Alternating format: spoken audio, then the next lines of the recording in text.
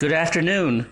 Welcome to another edition of the Happier Abroad podcast. I'm your host, Winston Wu. Today we're going to talk to an expat in Europe who posts on our forum. He posts as username Eurobrat. That's Eurobrat. So I guess that means he's a European brat.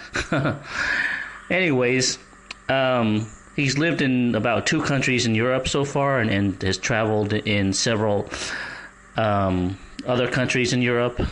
So we're going to do an interview with him and find out his experiences there and any advice he could give and just learn from what he's learned so far. So I'm going to welcome Eurobrat. How are you doing today? Good. That was a very formal interview, and actually you got it wrong. I've lived in 3 countries in Europe, so not 2. The other being the UK. Oh, okay. Well, sorry about that. Yeah, I was just giving an estimate. So why don't you tell us a little bit about yourself and how you ended up in Europe? Well, basically, I started coming to Europe, and when was it? About 18 was the first time I went over to London and did a semester abroad, basically, and was over there for a while, about 8 months-ish, a little shy of a year. I got a really good grip on London, was able to figure out the city in that amount of time, all the ins and outs. Then I kind of got addicted to the different cultures here in Europe, and the languages, and the different customs and the food and everything. So I just kept, every year after that, I kept saving up money, and I was in college at the time, and my big thing was to save up money for the year and then go take a 2-week trip to Europe and go exploring all around to the different countries, different cities. I'd always look up hotspots. A lot's changed since in the last 10 years when I first started coming to Europe. A lot has changed, so the hotspots back then are no longer as hot as they were. But that's how I first started, pretty much traveling around Europe, and basically fell in love with Europe and European culture. I don't like all countries here in Europe. I do have biases now that I've been here long enough and had enough experience with them. I think I'm entitled to those biases. So...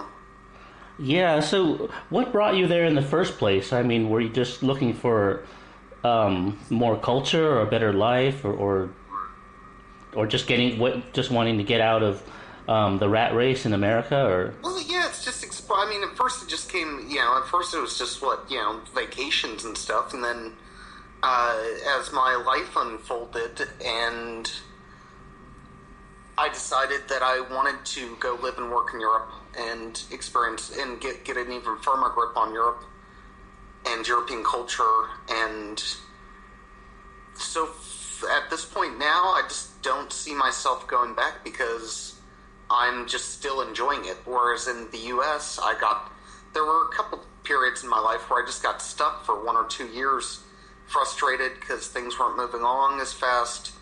I wasn't enjoying myself. Everything became boring and, repetitive, and you know what I mean? Yeah, where in the U.S. were you from? I'm originally from Southern California. I've lived all over the West Coast. I've lived in the Midwest. I've been to pretty much 48 states. The only states I haven't been to are Alaska and Montana. But other than that, I've been pretty much everywhere in the U.S. Yeah, and so what were you doing in the U.S.? I mean, did you work or did you have a business? I actually agree with you. You say that the Southwest is your favorite part of the U.S., and I think so too. I think the Southwest and the Pacific Northwest are good, and I do have I do love California. I don't like California politically, but as a state, everything else for me is just perfect too. Yeah.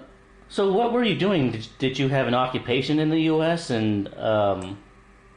Yeah, I've jumped around a couple different careers. I won't really get into it too much, but mainly I've worked at big companies and small, medium companies, doing a lot of right now, doing a lot of sales, account management for technology companies and other media type companies.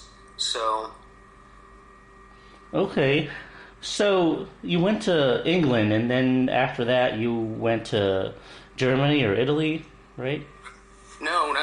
I was in England when I was about 18 years old. I was in London, actually, because I was going to school there, and I was going to school right there on the Strand. I lived in a hostel in a room with like three other guys that were constantly switching, and one of them was, I think a couple of them were Australian, one was from New Zealand, and they were working there, and actually just had an awesome time. I consider London like the gateway to Europe, basically. You can find, it's such a big and multicultural city, you can find pretty much every European there, and working various different types of jobs, anything from low-level jobs to high-end professional type jobs.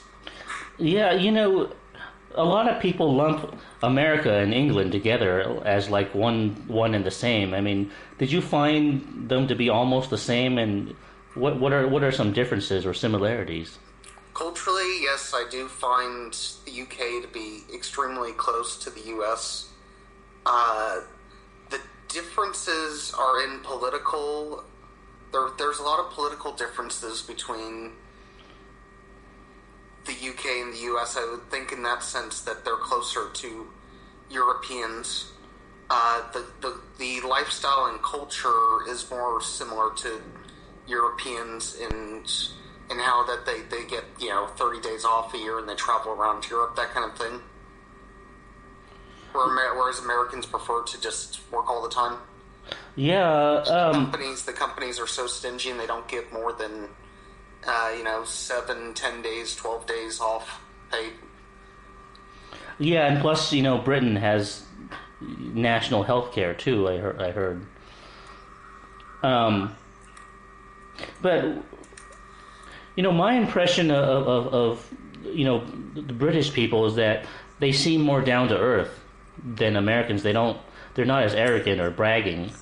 Did you get that sense? Or I think Londoners are down to earth, but I mean, if you go to smaller towns in England, you can find it's basically the same thing as the U.S. The culture, Londoners are like for me, they're a specific type of people there in the UK. They're nothing like any of the other people from other towns. They are down to earth. There's some snobby ones, but they're very open and willing to meet new people, especially foreigners, because they grew up with it and they're used to it, and they are used to the foreigners there. Not all of them, but the majority, yeah. Did you find it easier to make friends in London, or to socialize, or to meet people? Or? Oh yeah, because it's a big city. I mean, you could go. Everybody, going out there is a huge deal. It's not a small town. Yeah, well, I mean, not all cities are the same. Like, you go to Seattle, or it's not easy to make friends there. That's why there's called a Seattle freeze. And Los Angeles is a big town, but everyone's so fake there. Yeah, everyone is fake, and you have to join these cliques, and I mean, it's just not a very down to earth vibe, and so every city has its own culture going on. Now, for London, I would say is a very open place. The thing that bugs me about London is it's extremely expensive.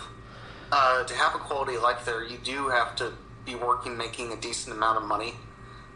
It is crowded. Right. What about the rest of England? I mean, I've only been in a small handful of other places. I've been up to Manchester. I've been to Sheffield and Chesterfield, and they're quite boring. I wouldn't even. I don't know anyone who's going, oh, I'm going to go traveling. I'm going to go to Sheffield. It's like, what? Do you even know what's in Sheffield? There's nothing there. It'd be like going to Columbia, Missouri, or something like that. Some small little town in the Midwest. Yeah. Okay, so after England, you started living in Italy, right? No, that's not true.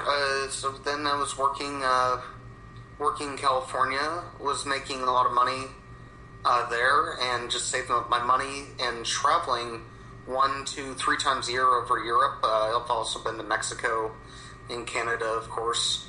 Never really had an interest that much in Asia. I would like to, there's certain places that I'd like to visit someday, and they're still on my list. But for me, I fell in love with traveling around Europe and the culture shocks that you get. I actually like that culture shock that you get going from country to country, and everything changes. The food, the people, the language. Yeah, the currency too. The architecture and on the building change. Everything, the whole thing just changes. Yeah, I remember that too in Europe, and it was really delightful to, see new currency, new buildings, and new signs. When you that feeling, it makes every day not boring, and it makes the time pass quicker. Yeah. Well, for me, I mean, the time was actually slower because I savored every minute. Every minute was more interesting when you travel to different countries and see different things. And I just found the social environment to be more friendly, but even if it was not always friendly, like in Warsaw, Poland, where people were kind of reserved, at least I didn't feel like people were looking at me and judging me, or I didn't get bad vibes. People didn't seem paranoid or something. Yeah, you might find that's something that would be similar that you'd find between the UK and the US. Some British people do have that vibe going on. Not as much though as you get in the US with the judgmental attitude. But now here in Europe, I mean, I've had a few times experiences in Italy where I felt I was being judged, and they were on stupid things. So, and I was also in a smaller town, so I guess I'll give it a break on that one. The people just weren't open to foreigners as much. So, yeah, but I mean, it just doesn't feel as toxic. You don't feel like people are trying to tear you down or something, or bully you. There's that vibe in the U.S. that, people want to tear others down, and it's just too competitive, Yeah, the Americans, it's like a social war zone. It's not the socialism, I don't know, it just has something to do with it's that American exceptionalism, I need to be the winner and I'm the only one who's a winner and blah, blah, blah, the lone warrior, lone ranger. Yeah, and the big ego, too. Yeah, and that all feeds into each other, and Americans are too programmed to think for themselves, whereas here in Europe, they actually do think about other people. Well, yeah, I mean, Americans are probably the most self-centered and arrogant in terms of personality. I mean, they're extremely independent. I found, that Europeans aren't as independent as Americans, but at the same time, I think it does backfire on them because they take it too far. Yeah.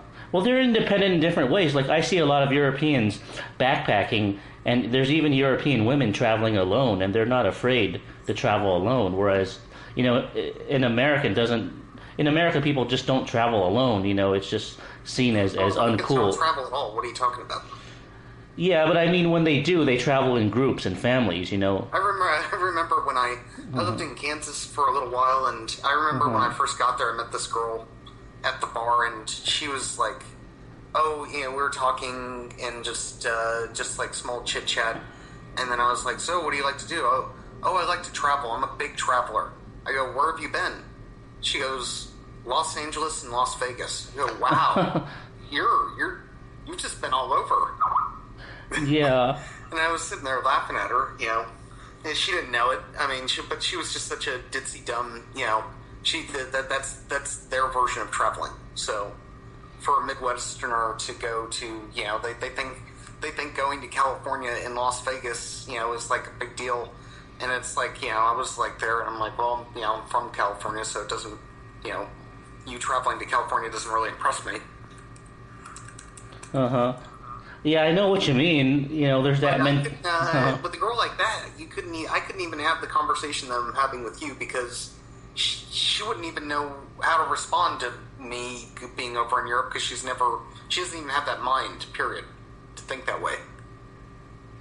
Yeah, a lot of Americans are like that, But what I was saying was that, when Americans do travel, they usually do it in groups or with families. They don't travel by themselves. There's just a stigma against that. Yeah, And and they usually go. They don't go that far anyways because they don't get that much time off. But yeah, they usually go down to Cancun in groups or something. It's big in American culture. Once they graduate high school or something, they go take a trip to Mexico or whatever.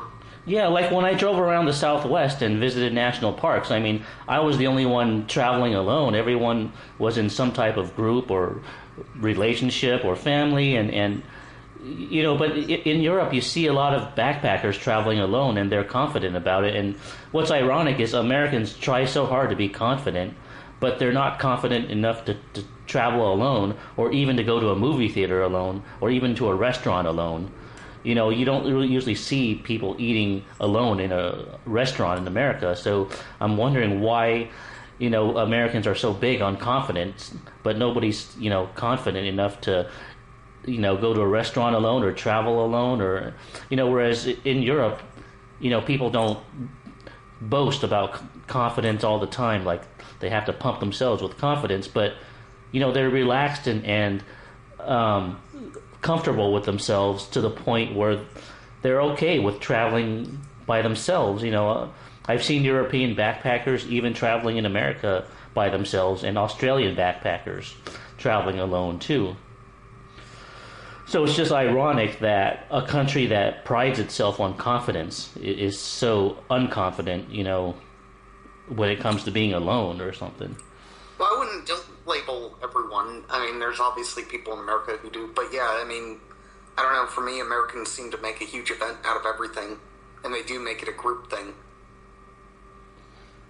Yeah, and when someone's traveling alone, they're going to be very friendly and social, and it's like a lot easier to talk to them, and when people are in a group, it's like they're focused on the group and they don't focus on anyone else, so you can't start a conversation with them as easy. I ran into that a lot. There's a lot of that. Italy was kind of like that. Italy was big on social cliques and groups, and so it's not isolated to just the U.S., I don't think.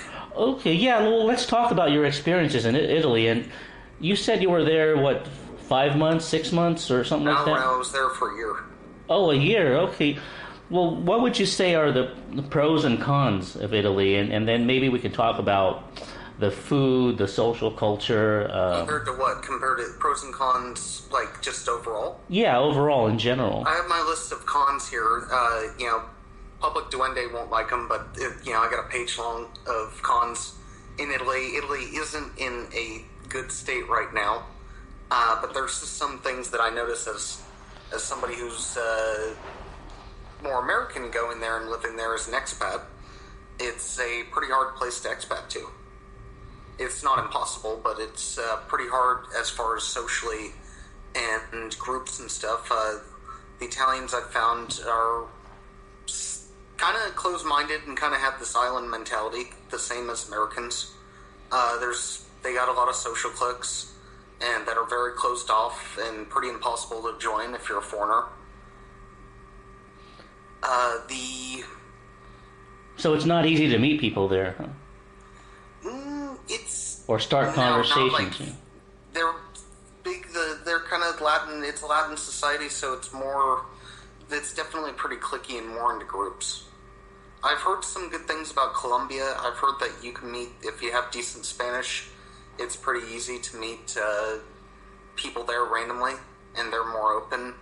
But I would think of Italy as like an old-fashioned conservative country where you can't just be a foreigner and walk up to somebody and approach them and meet them like that out of the blue. What if somebody was sitting alone? Could you approach them and talk to them? And I did it a few times. There was a couple girls I talked to alone, and between my shitty Italian and their shitty English, we made some conversation. They weren't creeped out like they would be in the U.S. Like, I don't know. We've talked about this before. How girls in the U.S. they're just overly scared for no reason. They, all of a sudden, if you like, I've been in an airport and started talking to a girl and she gets all weirded out, and it was just a normal conversation, and you're sitting there going, well, what did I say? Or do I look bad today or something? Yeah, well, I mean, in the U.S., it's kind of like a social war zone. If you approach people, especially girls, they think you're like an attacker. You're like an invader or something. It's kind of like they have that attitude. They Like, do, and they're paranoid is what it is. It's paranoia, and you see it it's because the U.S. media with this, they call it what is it called, the rape culture, and this, every guy that's that's approaching you and talking to you, he's out to rape you, or he's out to steal your iPhone and purse, and it's like not true at all. yeah, it's like they vilify men or something, and it's like their excuse is that they're just protecting themselves, so they see every stranger, especially male stranger, as an enemy.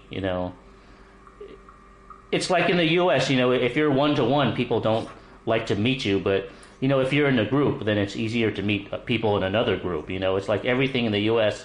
is about groups and cliques and. Everything's different, dude. I've met,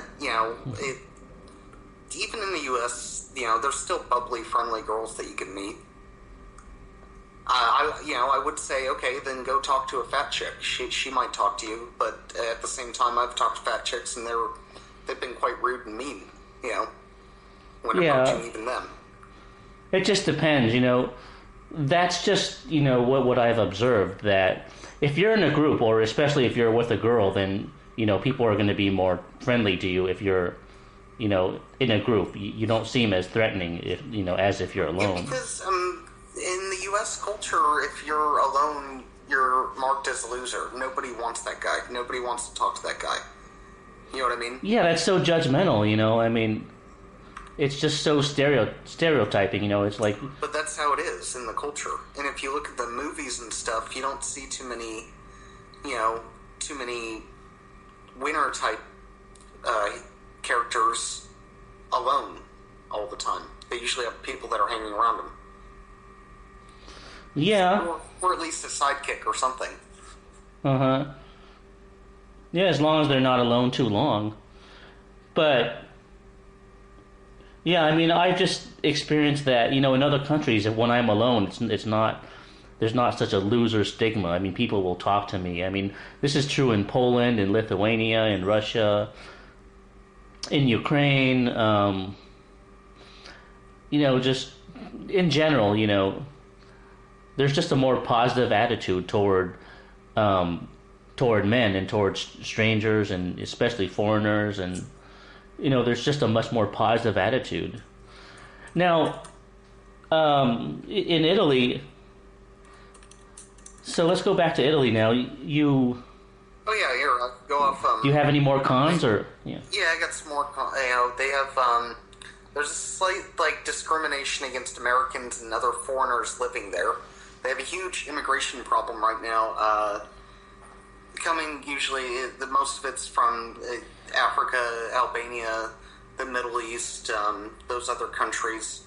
Those people coming there illegally on boats or by land or wherever, and that's been a big thing. But there was some times that I got charged more for goods or services just simply by being American. This only happened in the touristy areas. There's, Italy is huge on tourism, but their tourist traps are awful. I experienced even simple things like pizza or a beer or bottled water or whatever gotten ripped off. But there's so many. I absolutely cannot stand the tourist cities in Italy because it's one tourist trap after another, and it just pisses you off.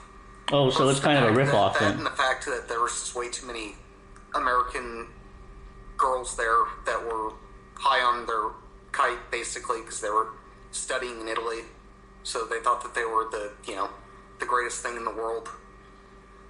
Okay. Well, you said you found some girls, Italian girls, that were friendly and talkative, but I mean, they were kind of reserved, right? They didn't really go anywhere. It just they're friendly and they will talk to you, and you can approach them. It's the thing is the social key in Italy is to be introduced formally by a friend or family member or coworker or something, and that will automatically, they will pretty much gain your trust, not 100%, but to a good point where you could even, at that point, if she was single, ask for her phone number or whatever. Yeah. But no, you can't just go do cold approaches in Italy, or like, Roosh and all these guys day game and, gaming girls at the grocery store and stuff. That doesn't work in Italy. It doesn't work at all. Huh. What if you're a really good-looking guy? I mean... Well, that doesn't matter. I mean, there's tons of good-looking guys in Italy. Oh, okay. If you're a good-looking guy, you're just another good-looking guy, then. Yeah, I would say, I don't know, most of the Italian guys are of decent good-looking. There's a few loofy-looking ones who, and there's some nerdy-looking ones. But, yeah, there's not any shortage of competition, basically. Now, is that true for all the Italian cities, or just the one you were in? The one I was in, I didn't particularly...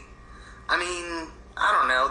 I got some favorites in Italy, but I'll never live in another touristy Italian place like Florence or Venice or Rome, because the tourists just drove me insane. They're crowded, they're chaotic and dirty, and they're just not places to live. They're places that you vacation.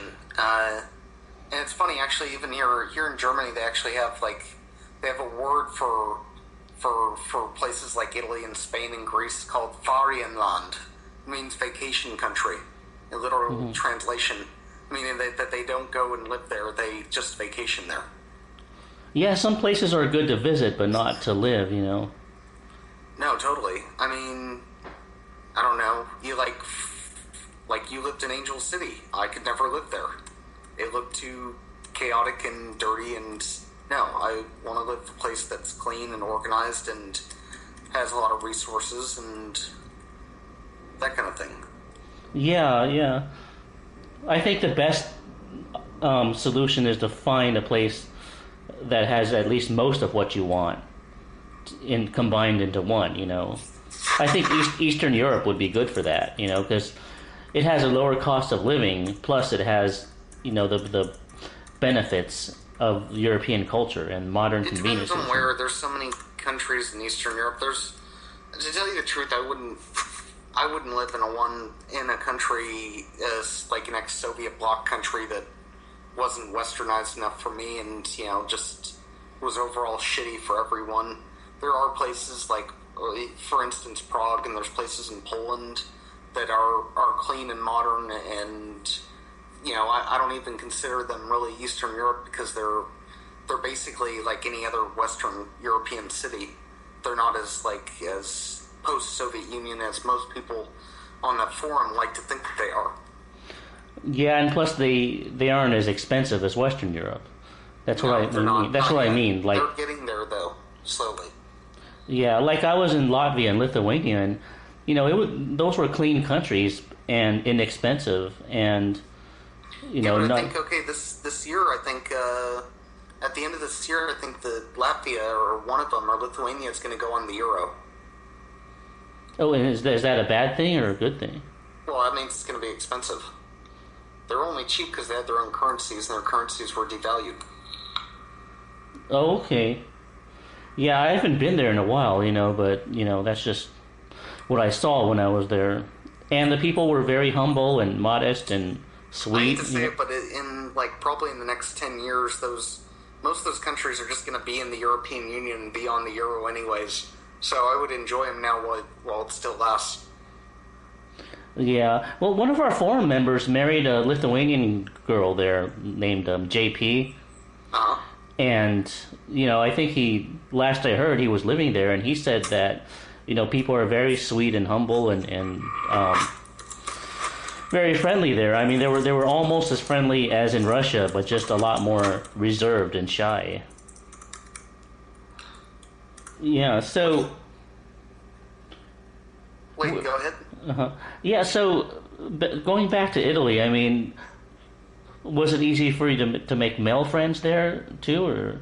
Not really. I or found most other of them foreigners? were kind of into their own little lives, and every time, like I made a male friend there, and he then had to move back to Sicily because his contract was up, and I don't know. I found that in Italy, unless you grow up there, and you really can't. It's not a place that you can step into and have a social circle very easily. It's a lot of work. It's a lifetime worth of work, if you ask me. Wow, geez.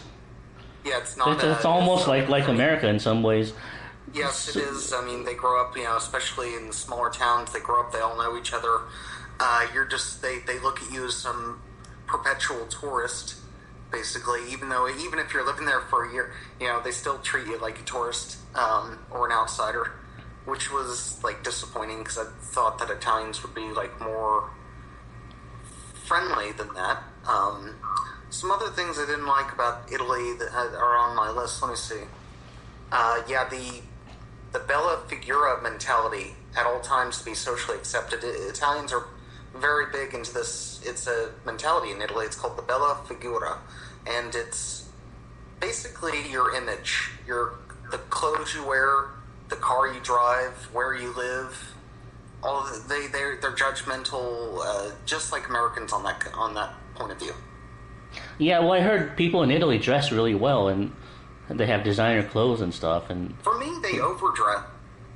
Like I was, in the summertime, I'd see these guys in these like business suits, and they're sweating their ass off, and I go, "Why? What does he do that's so important that he needs to wear that suit and it's 110 degrees out?" I mean, yeah, it was just ridiculous. They take it too far. They dress up to go get a cup of coffee, and I wasn't used to that because you know how casual Starbucks are in the U.S. I mean, people practically live in Starbucks in the U.S. and they just wear flip flops and shorts and stuff. Yeah, and didn't you say that people try to act young their whole lives? Yeah, they have they have like a forever young mentality, and I think it comes from all the food is just all like young people type food, like pizza and pasta and gelato, and all these desserts and stuff like that. And I really do think that the food does affect everybody's mentality there. So yeah, well, you mentioned food as one of the good things, right? Like, there's no processed ingredients, and it's very the food healthy. in Italy is excellent. You cannot go wrong with the food in Italy. I did get a little tired of the pizza and pasta all the time, but as far as like the grocery stores and the quality of food from the grocery stores are absolutely excellent.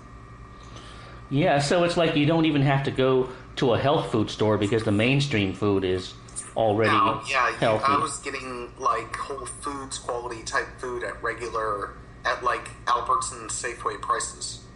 Oh, hell. Yeah, it was the grocery shopping in Italy was one of the things that I always look forward to. Wow, so could you eat all the... you can find everything there. The store that I went to was gigantic. It was just as modern as any other Safeway or whatever. They had all the different types of cereals, the deli, the fresh vegetable section. So there's no worries on that part. So could you eat all the pizza and pasta you want and not get fat, or is it? I would do. I mean, I don't know. I've started a new diet now, but I think that the carbs. I don't know. My body can't handle carbs past about 4 o'clock-ish. I try not to have them past 2 to 3. So maybe 4. Yeah. So I think your body just doesn't have enough time from when you have them until you go to sleep to process it all before it turns into just sugar and fat in your stomach, basically. Okay, so even the carbs in Italy can be fattening if you eat too much. Anywhere, carbs. But as far as like no GMOs and stuff like that, I didn't feel like I never felt wigged out or like weird after a meal like I do in the U.S. Like or not and stuff like that. Like sluggish, right? Yeah, sluggish. Like in the U.S., when you go out and you have a big meal, you automatically want to go to bed because you get hit by like all the calories.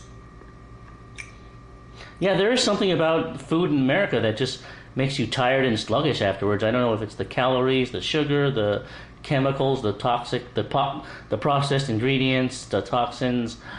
It's I don't know what it is, or maybe it's the additives.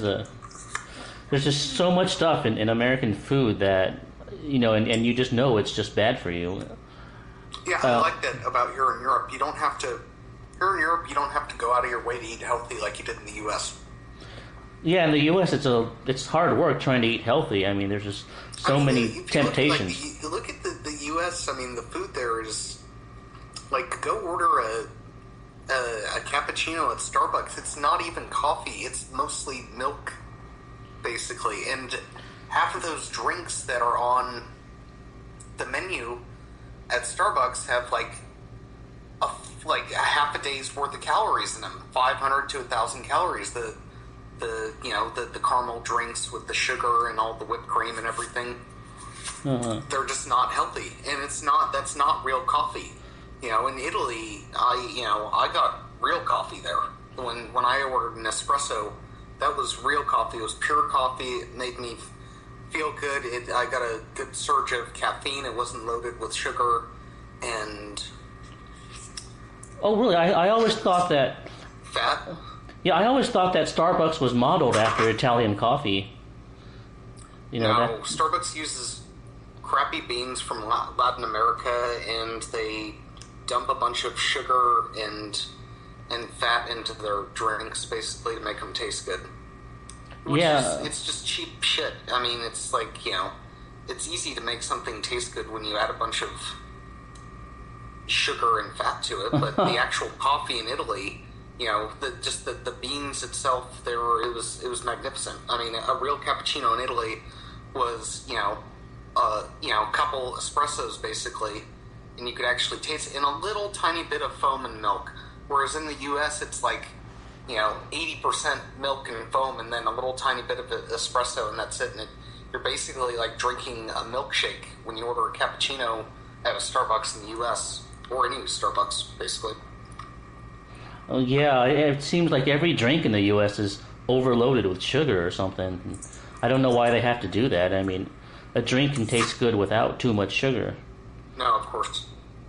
No, I have no complaints about the food in Italy. The only complaint that I had was that there's a lack of variety there as far as other foreigners going and opening up restaurants there, and I figured it out. It's because Italians are so competitive with their restaurant business, pizzerias and stuff, that it's just so hard to make money at doing it there. They work for, you can get a big pizza for, a handmade pizza for €4, and they're only going to make, €1 on a profit off of, that pizza.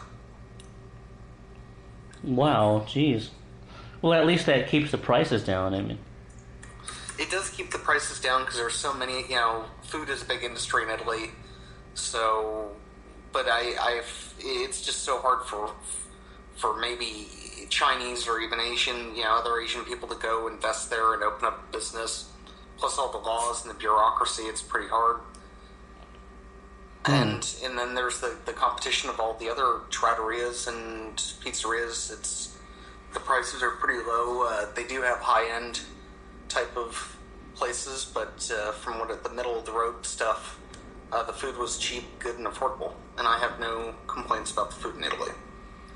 The other complaints that I had were the corruption, the bad economy, and the bad politics. No jobs, some poverty is starting to go on now, and I think this is recently new in Italy. Italy's taking kind of a little bit of a GDP dive.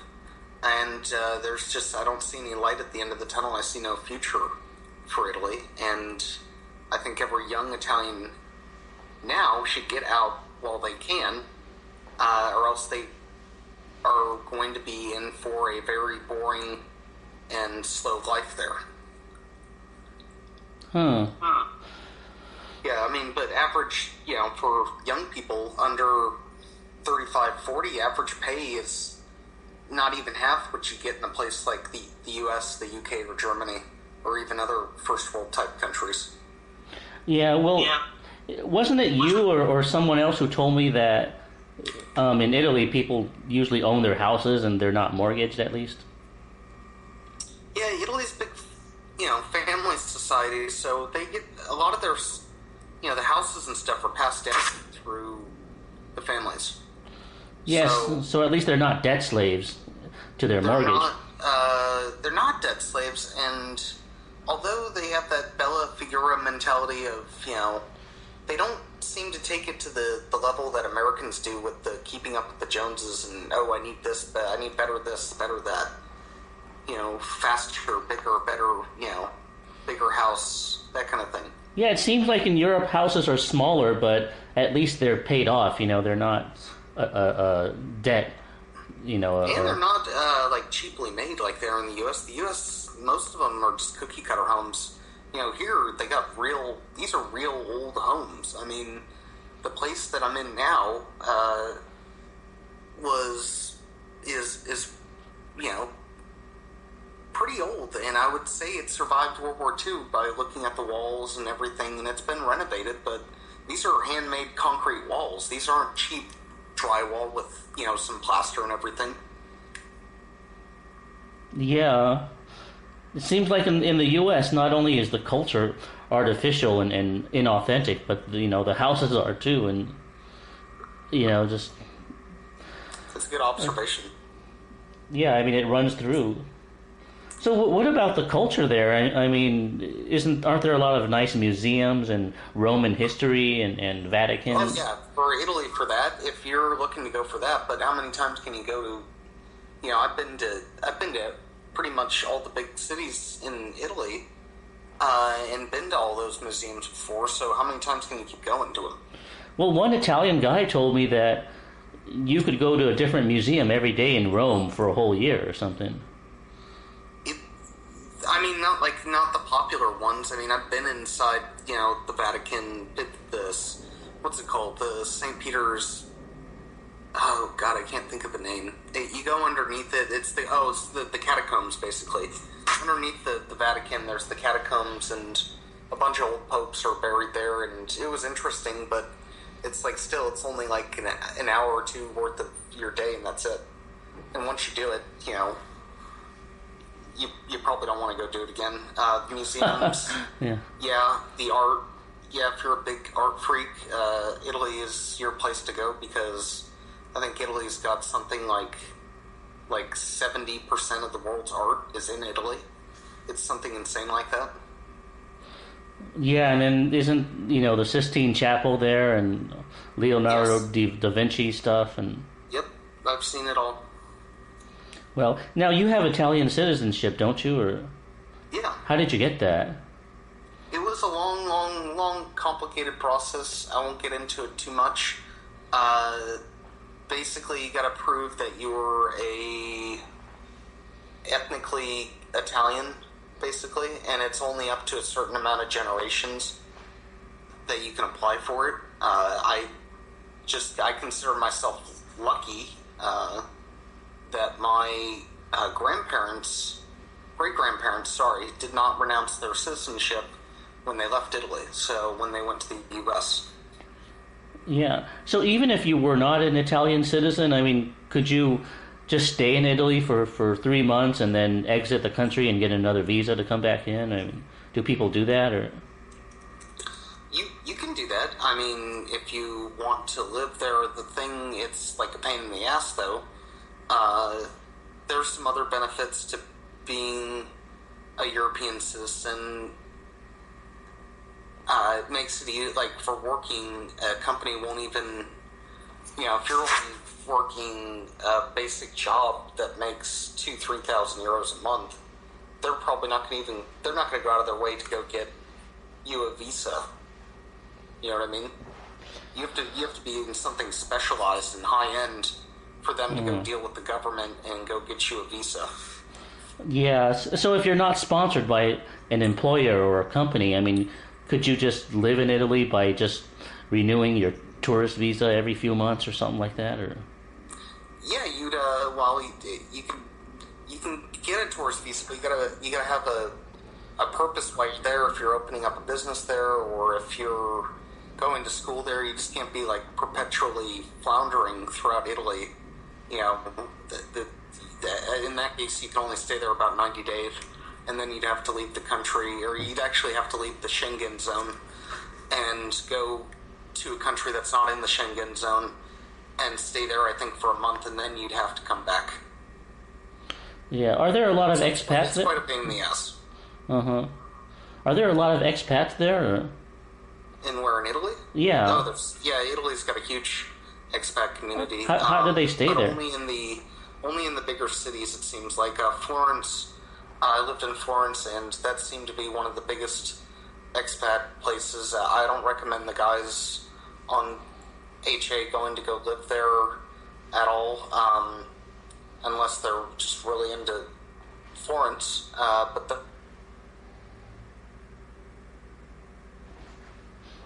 Hello? Actually... Hello? Are you there? Yeah, I'm here. Okay, yeah, the call dropped for a while. What were you saying about Florence? Oh, sorry. I don't recommend any of the HA guys go there unless they're into Florence or the art, or but the expats, there are a lot of American and British, Australian, Anglo expats in Florence. Not as much other Europeans, more Anglos, it seemed like.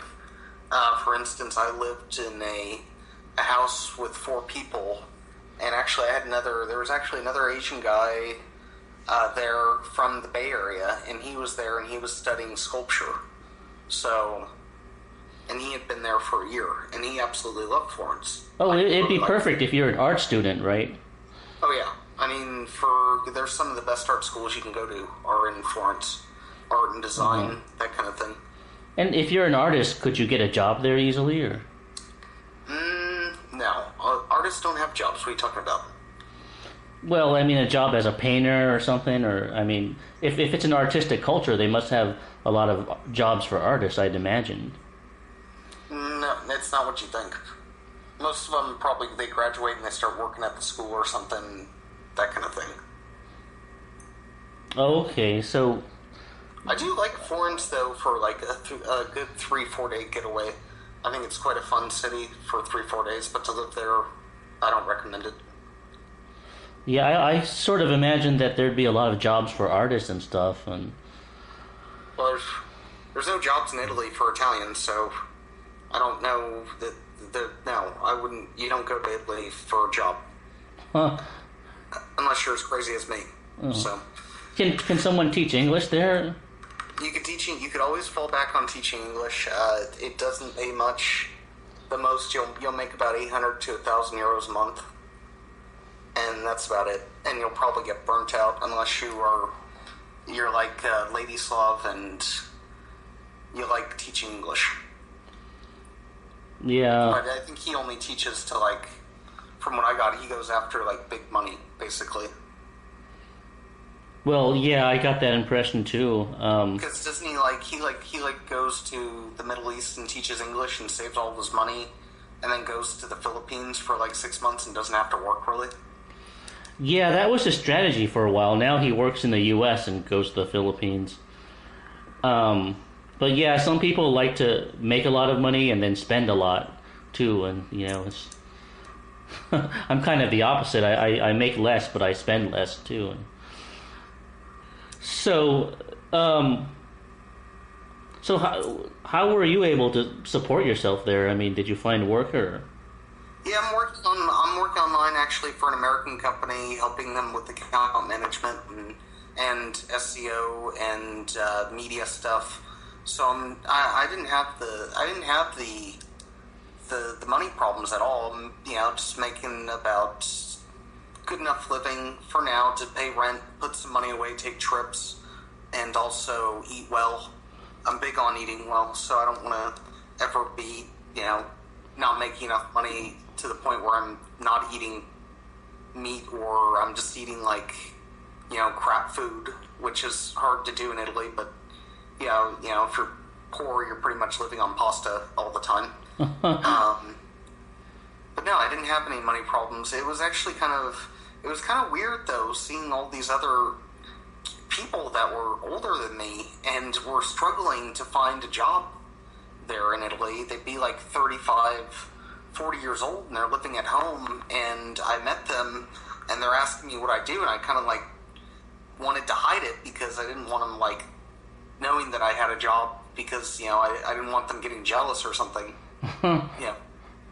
And I had told a couple of people and I saw that they got kind of jealous that I was there working in Italy, and I barely knew the language, and I was still able to work online and live completely decently and take trips and stuff like that and buy stuff and not have a problem. And I think that they got a little jealous, I mean, from what I saw. Which brings me to my other point. I mean, a lot of the smart, younger Italians leave. I'm not saying that everybody in Italy is dumb, but I will say that the majority of Italians that I've met outside of Italy are far better, far more educated, far more intellectual, far more well-traveled, intelligent, free thinkers, and more open than the people that you will find in Italy. So that's one thing. You know that a place isn't worth expatriating to if all the smart people are leaving. I'll put it that way. Yes, people have said similar things about the Philippines too, that the most educated and smart people leave the country or something. Yeah, it's probably true. I mean, that's probably true too. I don't know. I haven't been to the Philippines, so. Yeah, but I mean, the Philippines is still really good, one of the best for like getting a girlfriend, for getting dates, you know, for, you know, it's still got that as its prime attraction. From what you say, I guess Italy doesn't have that as its attraction. It's not easy to get a date there. No, you know, nobody goes to Italy for dating or for jobs. I'll put it that way. Some other just small side notes I had about Italy is negative. Italians are not super keen on making foreign friends. The majority of girls there's a lot of spoiled daddies, girl types of people. The bathrooms in Italy, that was a mystery to me. They have horrible bathrooms all throughout Italy, often with no toilet paper, unclean, and unsanitary.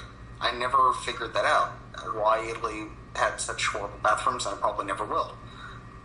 Wow. You're probably going to have to learn Italian if you're living in Italy, unless you go stick to your expat bubble in Florence or whatever. But a majority of the Italians there are not going to know any English or have any other knowledge of Spanish, French, German, whatever. How did you get by? I mean, do you speak Italian there? A little bit, and I was taking classes, and the more classes I was taking private tutor sessions with an Italian girl that I was paying like 20, 30 euros an hour, and I actually learned. I highly recommend anybody, if you're learning a language, please go get a personal tutor. You will not learn a language unless you're actually being taught the language and have somebody to talk to. Yeah, wow, 20 euros, that's a lot for a tutor, I mean, an hour. For an hour, yeah, it was, but it was worth it. I recommend it. There's lots of free ways to get language lessons. There's a language exchange. Like to practice English with me. Yeah, there should be a language. And even if I started the conversation in Italian, they'd switch to English because they wanted to practice their English, and it kind of pissed me off once they found out I was an American and native English speaker. I found Italy to be kind of an Americanized society. Italy and America are kind of like good friends. The Italians are into American food, the clothes, the cars, the movies, the music, the culture. So, from what I saw, they are kind of American type clone type of people, kind of Americanized. For instance, it's pretty popular to see girls with like handbags of the American flag. Like her handbag, her purse will be the American flag, or they wear American flag T-shirts, or like they'll have a shirt on that says Los Angeles or New York or Chicago or whatever. That kind of thing. That's pretty sad. It sounds like they have an American illusion or something. They do have an American illusion. They don't. A majority of them haven't even been there, and I saw them wearing. I even talked to them, and they've never even been there, and they're still wearing a shirt that says Arizona State University, or something like that. Yeah. And I found that kind of awkward. But then again, I've seen that in the U.S. where people are wearing, Italy shirts or whatever, and they've never even been there either. So I guess that it swings both ways. So now, earlier you said that a lot of people were unemployed there, and it's hard to get a job there. So aren't there a lot of poor girls that, are going to be looking for a guy, even a foreign guy, kind of like in Ukraine and Russia? Italy's, just because the youth doesn't have a job, Italy is rich. Those families are rich. They are well off. They're, like you said, own their house outright. They usually have I would say most families, the older 55, 60-year-olds, they got a couple €100,000 stashed away somewhere. So it's not like Ukraine or Russia where there's a lot of poor girls looking for... No, those girls... that country's just poor overall. It's just in Italy, it's just the youth that are poor, but they get showered with gifts and everything from their family. Okay, so families are pretty close in Italy? I mean... Oh, extremely close.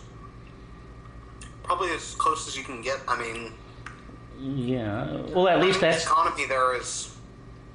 That's better than in America, where families are not that close, Yeah, but with the economy there in Italy, there's no new money, so I don't know how much longer they can keep, like living off their family money for. Probably one generation, that's about it. So were you able to make friends there, like with other expats, or at least? Not really. Actually, I absolutely couldn't. The American girls there that I even talked to, I know you're probably asking, why would you talk to an American girl? Well, there was a couple that I ran into, and they were just as standoffish outside the country as they are in the U.S. So, no, didn't make... I have one or two good friends. No, I got about three, actually, that I made. Actually, like I just told you, my old Italian roommate, I just got off the phone with him before you called me. And we were talking for a while, and he's even wanting to leave Italy. I'm in touch with another guy that I met on the Roosh V forum, and went and had dinner with him. And then we talked for a while about Italy, and he's got his own plan together where he wants to go to Sweden, and he has a Swedish girlfriend. So I guess the Italians even do the happier abroad thing too, from what I've seen. If that makes sense.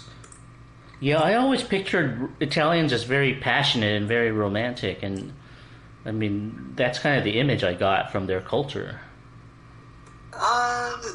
Were they more so in the past, or? I think that's just a stereotype. I think Americans have all these stereotypes. I mean, you could find... generally, yes, I would say Italy as a society is like a passionate society.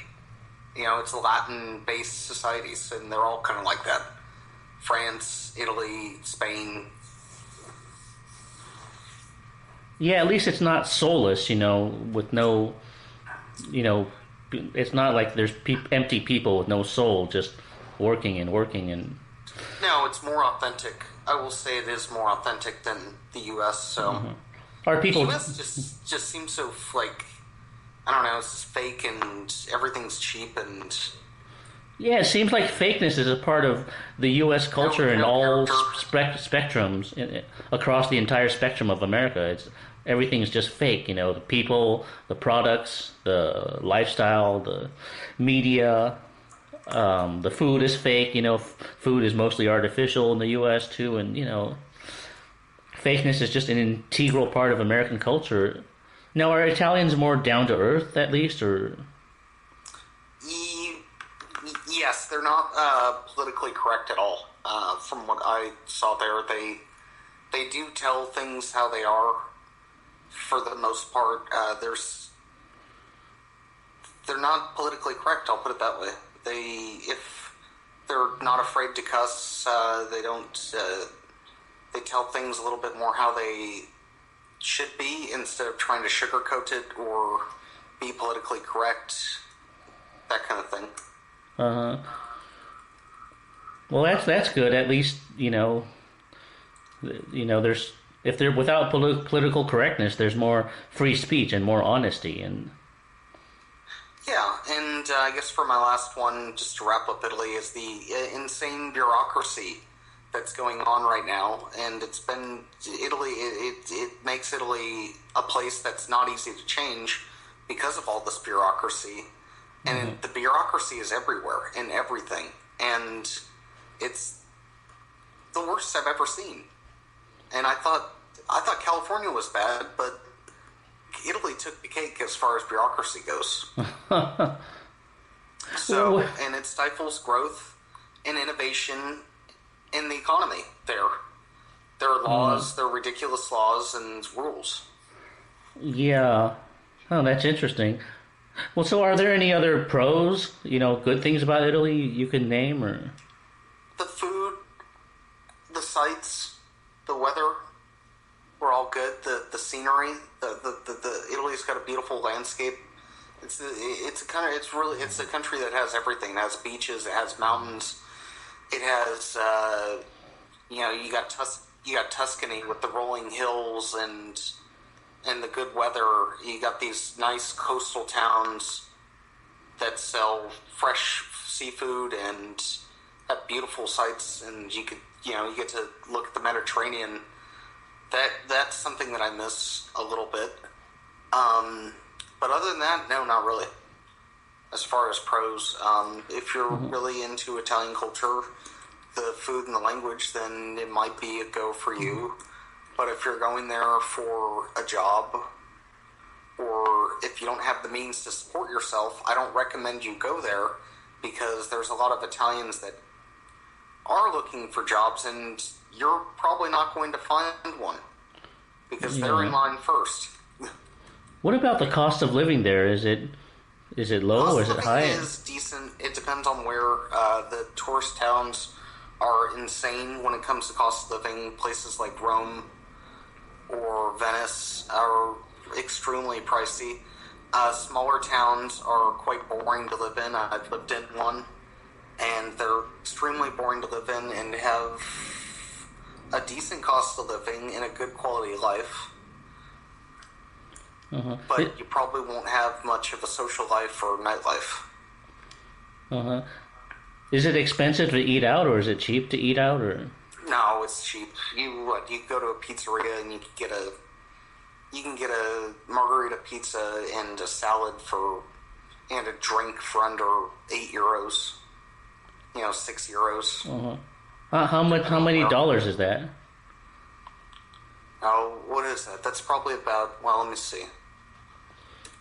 Yeah, about $7 to $10.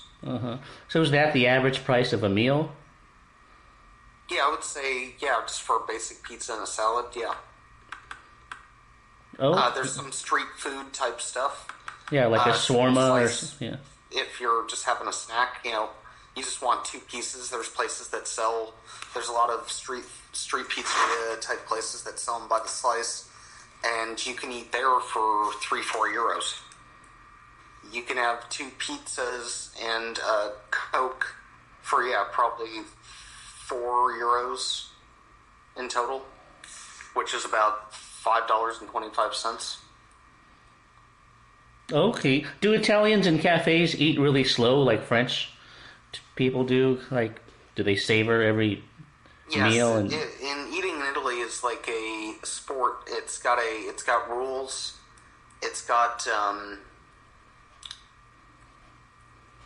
You gotta have proper etiquette. It's an event basically. So they take their food really seriously. like you can't even, if you go and you try to order a cappuccino past noon, they look at you like there's some, like, that you can't do that. That's weird. Why are you ordering a cappuccino past noon? That kind of thing. Okay, and didn't you tell me the healthcare system is really good there? I mean, are you covered, or how did you get coverage? I was covered because I'm a citizen. You can buy private insurance, or if you're working there, you're paying taxes and it's provided by the state. So healthcare, I've only been into one doctor there, and I thought it was pretty good compared to the U.S. It was funny. There wasn't all this insurance paperwork. Like you get in the in the U.S. when you go to the doctor, you got to fill out like 20 forms just for them to see you.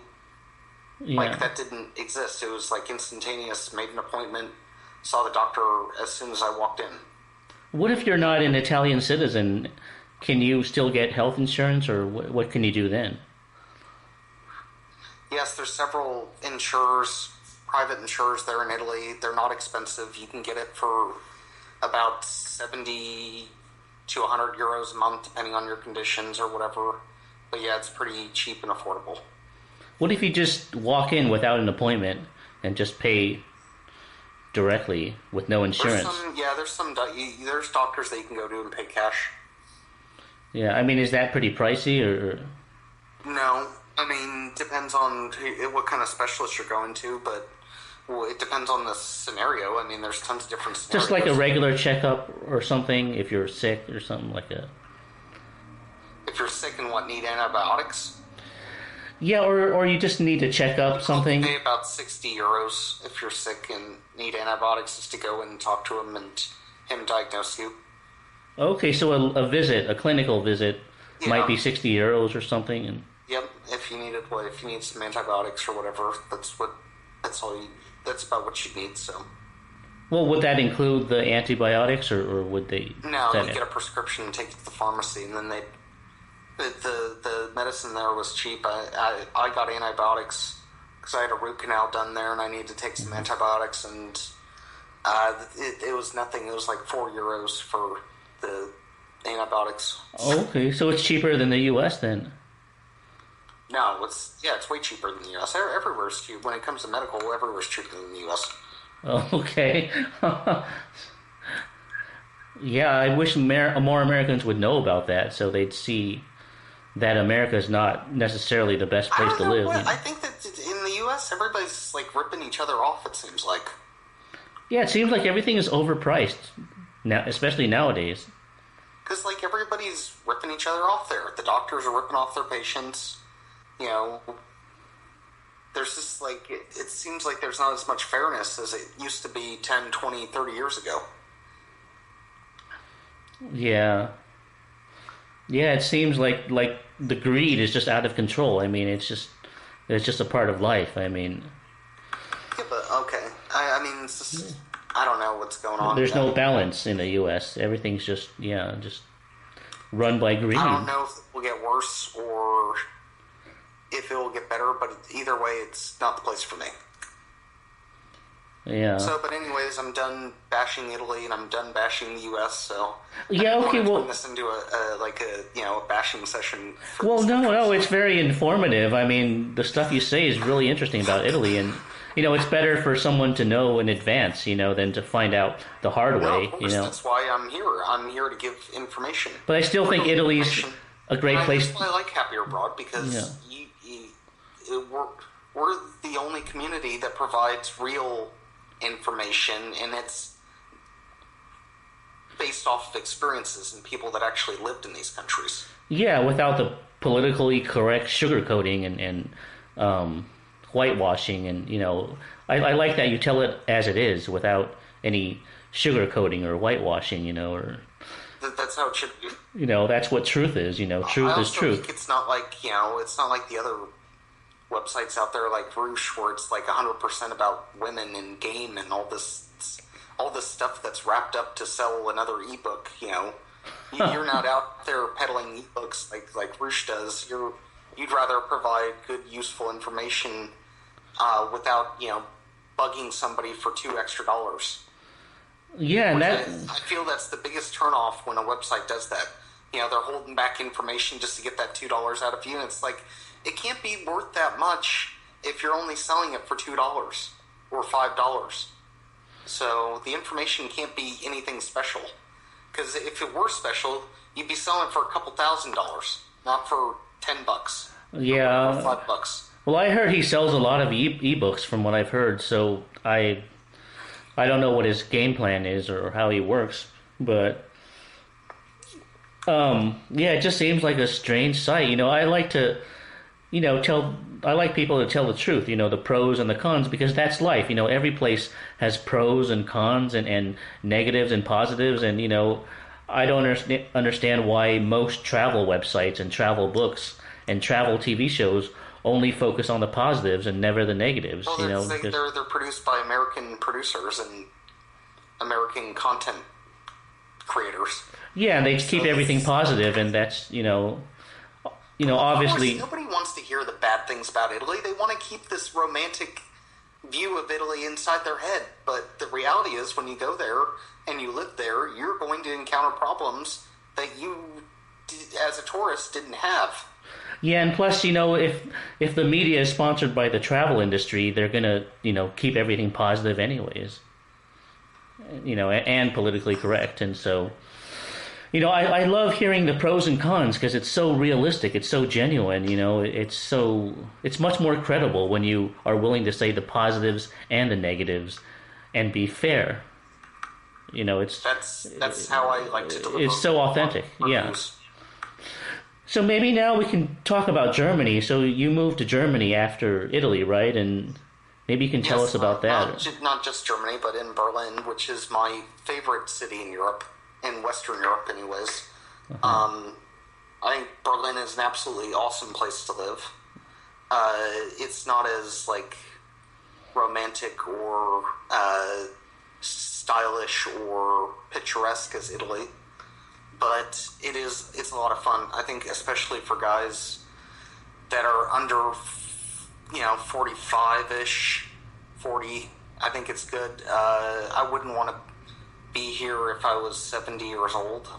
It's just, moves fast and there's a lot of things going on. When you're 70 years old, you probably want to be in a place like Italy, to tell you the truth, that moves slower.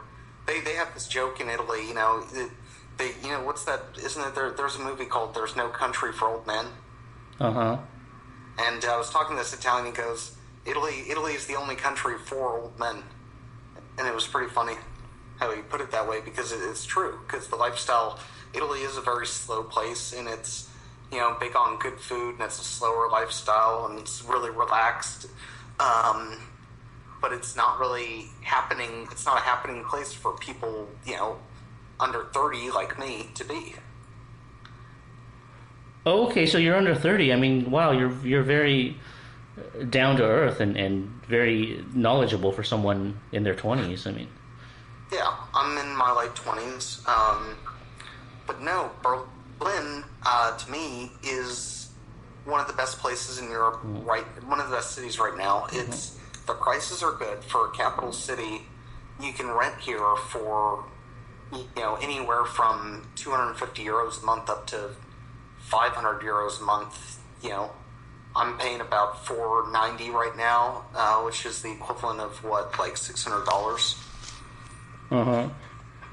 And I'm just renting a room. I got one roommate. I like the district I'm in, one of the better districts. So what does it have over Italy? Is it friendlier? I mean, what's the social culture like? The social culture is good here. It's very open. It's very international. It's very friendly. You do not need knowledge of German for most things. There's some things that you'll need them for, but compared to Italy, everyone here speaks conversational English, and they enjoy speaking English for some reason. I don't know why, but they do. Is it easy to meet people there? Very easy. I've met a couple people already. I wish I've had more time to go out, but as far as it depends on what kind of people you want to meet and where. But here, culturally, they're open to meeting new foreigners compared to Italy. Wow, that's great. I mean, and didn't you say there was a lot of work in Berlin? It was easy to get a job, or? I mean, Berlin's got the higher unemployment, but Germany overall, compared to Italy, you can't compare. I mean, Germany's unemployment overall, I think, is like 6.2% or something unemployment, and I think in Italy it's like 12 or 13, and then for youth, the youth unemployment in Italy is huge. It's something like 45% or something like that. So one in two people are unemployed. Here in Germany, for youth, there's a lot more stuff for younger people, and I would say that the youth unemployment is a lot lower and probably at like 12 to 13%. There are a lot more international companies here. Finding work here is much easier than in Italy. I'll put it that way. Wow, and you have statistics too. I mean, you must be very well read. This is part of the reason why Italy is so messed up is because of the economy. But no, Germany is doing all right compared to the rest of the Eurozone countries. Mm-hmm. What kind of jobs are available in Berlin? I mean, for foreigners? Pretty much everything. You can find anything from software jobs to low-end bar jobs to whatever. And they're available to Americans too? It would be harder, but yes, if you have some kind of skill, there are a lot of German companies that are willing to basically get you a visa if you have the right skill set or something that they're looking for. Yeah, but you have the ideal position where an American internet company pays you and lets you work overseas. I mean, how can someone get a job like that? I mean, that must be the ideal situation. All I did was I looked online here in Europe I found this job on Craigslist, but there's a ton of stuff out there just to make a living. If you want to make just a living wage, that's easy. I mean, that's not hard at all. And what I make is decent money. It was definitely really decent for Italy. By German standards, it's not as impressive, but by Italian standards, it was pretty impressive. So, there's stuff out there if you're willing to put in the time and effort to go job search and find something, and if you have the right skill set. Yeah, I think a lot of happier abroaders would like that. They want to live overseas and have a job, with an American company. Or... The thing is, I've told most of these guys, you got to come over here first. I came here jobless, and you have to not be scared to do that. Oh, so you went to Italy without the job? Yes, I went to Italy without a job. Oh, and then you went to Craigslist and found it? I mean... I know that sounds weird, but it's true. It was posted here in the Berlin Craigslist, so there's tons of stuff, though. I mean, I could have even worked. There's places I could have worked in Italy, but this paid more, and it allowed me to work from home. Mm-hmm. Were you just lucky? I mean, is that easy to do? Because Craigslist is usually like the bottom of the barrel, I heard. It's surprising what you think and what actually is true. Because I've found lots of great stuff off Craigslist. Now, I'm not saying every job that I've had I found off Craigslist, but yeah, I found it kind of weird too that I found a decent gig off of Craigslist. I found that pretty weird too, but they are out there. Huh. So, well, that's good to know.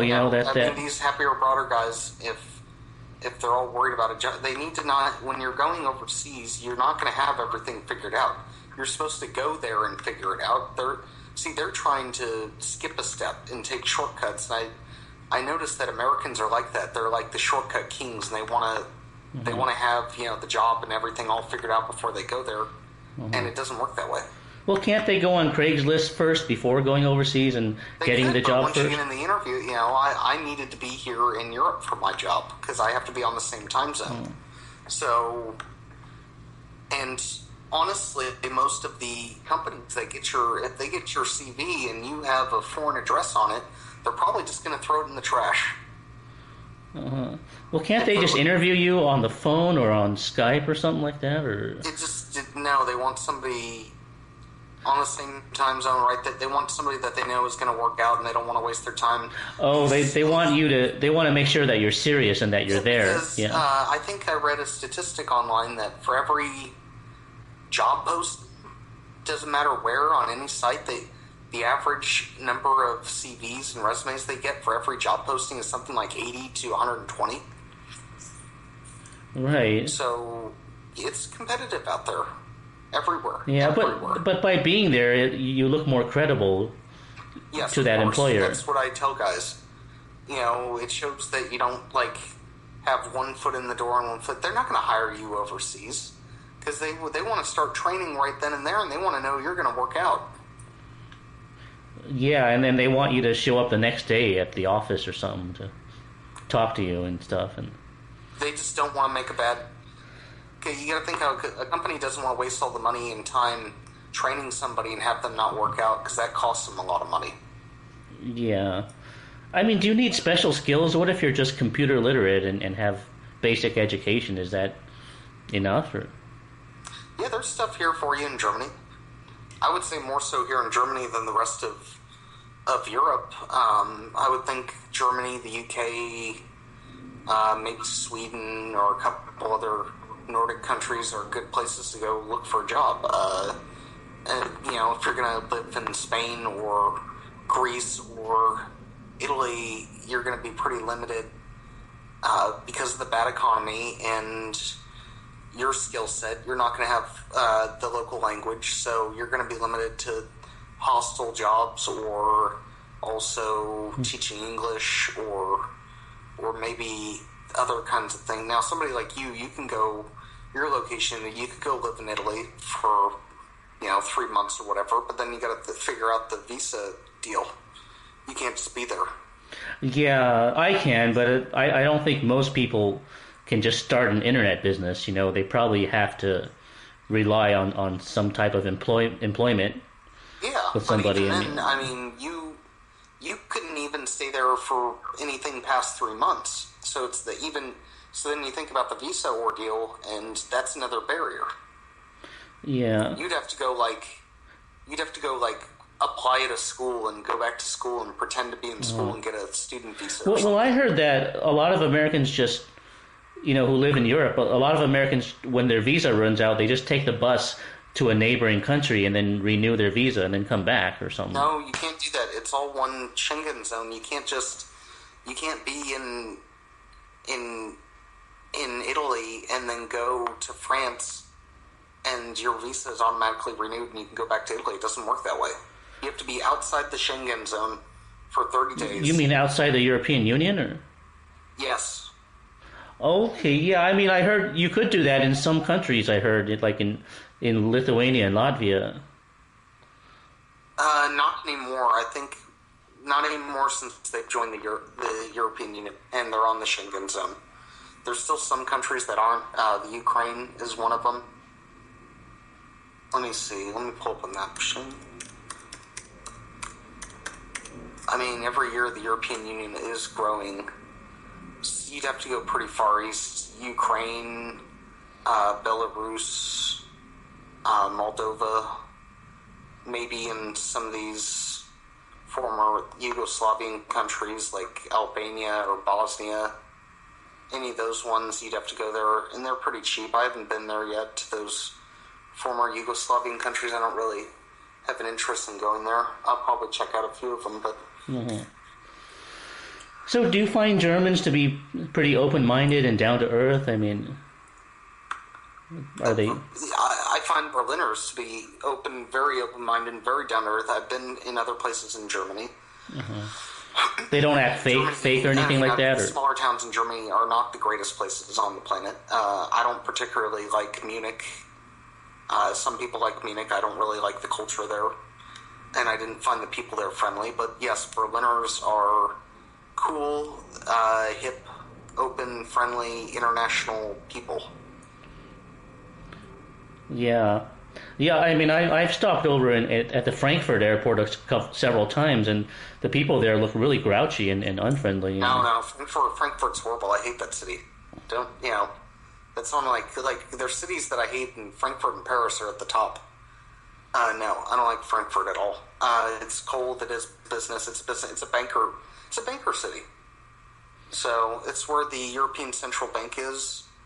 A lot of banks and investment companies and stuff like that. Yeah, but when you go into a bank, I mean, at least they're supposed to smile. But at the Frankfurt airport, people don't even smile. I mean, they just seem very unfriendly and cold. I mean, usually a customer service person is at least going to smile. Even in the U.S., a customer service person at a bank is going to smile too. Yeah, no, I'm not a fan of Frankfurt at all in any way, and I don't recommend, unless you are looking for a job in that industry, I don't recommend anybody go there. Yeah, I didn't know one German city and another could be so different. Oh God, yeah. Germany is extremely diversified throughout the north, the southeast, and the west. So it's different everywhere, just like in the U.S. Cities are different. The culture here in Berlin is extremely relaxed.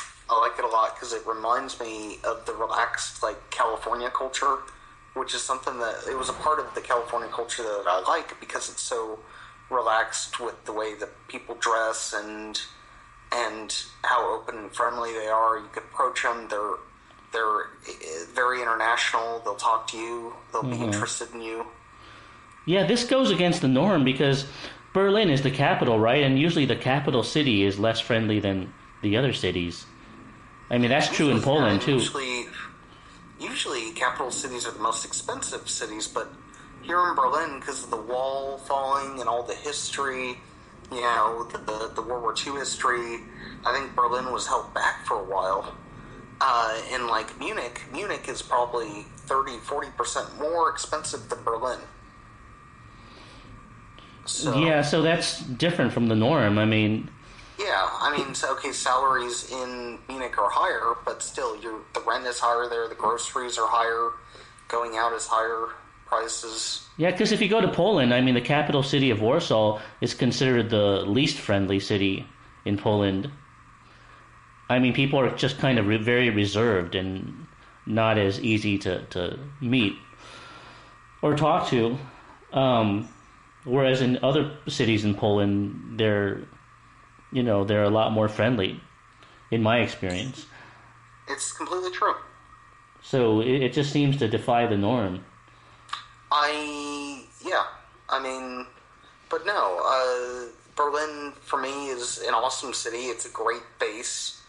I'd like to tell some of the other HA people that it is a great base for traveling in all throughout Europe, Eastern Europe, or exploring the rest of Germany if you want to, or even going up to Amsterdam, the Netherlands, wherever. But there's 2 airports here.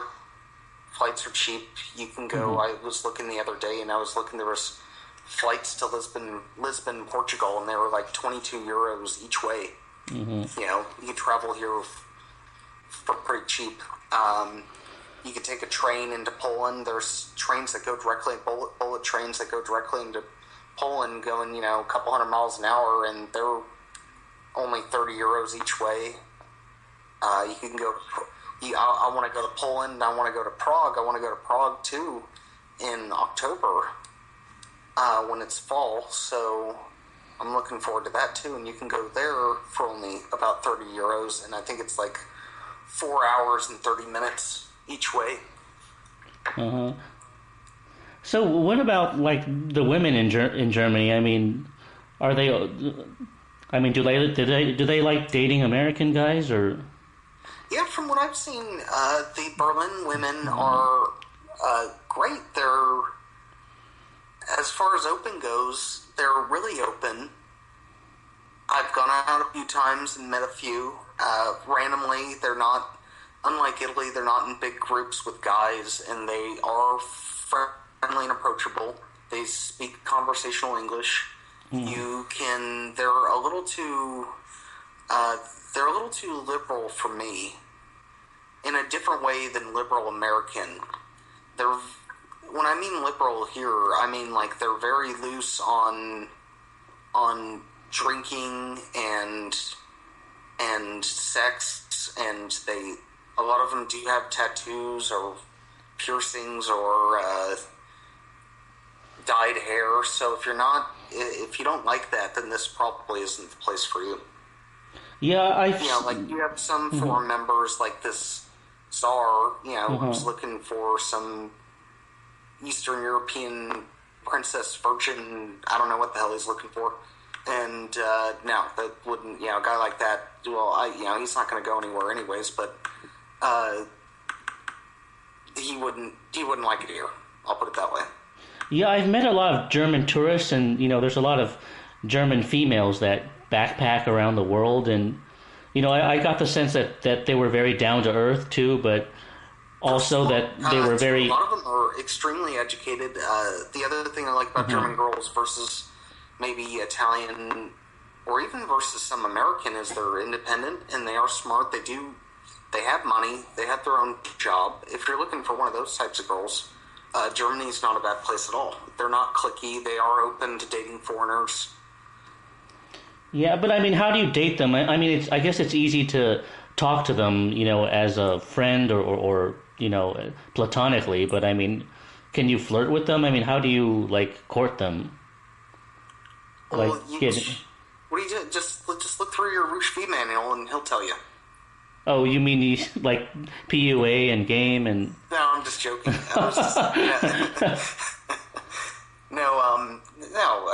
Their German girls are very down to earth. It's just striking up a conversation with them, and then asking for their phone number or. Yeah, but a lot of cultures are very friendly in that the women will socialize with you, but it doesn't mean that it's that they want to date you. That's a different type of ball game, I would say overall here in Germany, the girls here don't have any qualms with dating a foreigner. I found in Italy they were a little bit more, the idea that they were more traditional in Italy and conservative, the idea of dating a foreigner just freaked them out, So, yeah. No, I think Germany is very modern, international in that sense, and they would probably enjoy it, the dating a foreigner guy. Well, okay, so they're independent, but not to the point where they believe that they don't need a guy, kind of thing. No, that's like in American. There's no. I don't even know where that comes from because that has nothing to do with being independent. Well, what does being with a man, being independent mean? Why only in America did they make that weird conclusion? Yeah, I mean, I guess it's part of just because you're not married, all of a sudden you're independent. That makes no sense. I mean, it has nothing to do with one. Has nothing to do with other. You get married, you get married because you love someone, and not having a man does not make you any more what. So you don't have a man, but you rely on your parents or whatever to help you out, or friends. You're not independent. Yeah, well, there's this myth in some parts of feminism in America that a woman should not need a man and to be self-sufficient. It's this. I don't know. It's just bizarre. Because people need other people. People need love. And I don't know why some groups in America try to change that and try to make it like. Men are bad and women don't need men and they should just be. I guess it's an extreme form of feminism. It's. America just likes to tear people down, and it's just a socially hostile place in that sense. What about that reputation that German women like black men? I mean, do you find that to be true, or it's a paradise for black men, or? No, that's not true. I was laughing at Rock when he said that, and I don't know, he doesn't really have any experience with Germany, and I thought that was kind of naive for him to say that. No, I don't think showing up here and being black, you're going to have a million girls all around you and be some kind of rock star. There are plenty of German black guys, there's plenty of American black guys here, and there's plenty of Africans here. So no, showing up and being black is not going to give you some kind of rock star status. Well, I think Rock was saying that there's a subset of German women that do like black guys, a certain niche. Yeah, but that subset is everywhere. Uh-huh. It's not any higher than in America or in England, or... No, I don't think so, no. It's not any... It's no different. Yeah, well, if there's a stereotype or a reputation, usually it's based on something. I mean, it's kind of like where there's smoke, there's fire. It's usually based on something real. Some people make this stuff up. I don't think, yeah, German girls are completely open to dating a black guy, but I don't think coming here and being black is going to get you... it's not, you're not going to get some special German pussy. Kind of like there's this myth that Swedish women are blonde and loose and very, very sexual and easy. I hit on a girl at a hostel when I was younger, about 21, and tried, sleeping with her, and she wasn't blonde. First off, she was a brunette, and with darker eyes, and no, she didn't want to. She, didn't want to sleep with me, basically. So, no, they're not all loose and, like everybody thinks they are. Yeah, I don't know where those myths come from, Sometimes one guy travels to one country and has one experience, then writes it on the internet, and then blows it up into this thing, and then it becomes this, like, little mythical fable that he told, internet fable, and just like the rest of the stuff that this Roosh guy writes, and everybody actually believes it just because they're sitting around doing nothing at their parents' house, not traveling themselves. Yeah, have you talked to other black guys in Germany and asked them if it was true, or? No, I mean, but I've been to Germany dozens of times, and now lived here for a good couple months, so I think I have a good understanding of what... I mean, sure, you could find that different subset, like you were talking about, that like black guys, but I don't think just showing up here and being black is going to get you anything special. Yeah, it'd be interesting to see what the black guys there like Irizarry, I was talking with Irizarry the other night. He talked about the girls who are bro lovers. Okay, those probably do exist here, just like they exist in the U.S., but he mentioned to me as a black man that he doesn't want anything to do with the bro-loving type of women. The women that are only after you just because you're black. Uh-huh. Are those women lower quality or something, or? What's that? Are the women there that are specifically looking for black guys, do they tend to be lower quality, or the bro-loving guys? I mean, the bro-loving women, or? The quality varies. I mean, just like it does in the U.S. Yeah, it'd be interesting to get a black guy's perspective that's there on that. Yeah, I mean, if I meet one, I haven't met one or befriended one yet. Maybe I'll meet another American guy, or maybe an Australian or a British black guy, I don't know, and get their opinion on it. But as far as I know, it's pretty... Yeah, it's not like you think it is. What I heard is that, to meet girls there, you pretty much have to go there and meet them because they don't usually post profiles on dating sites.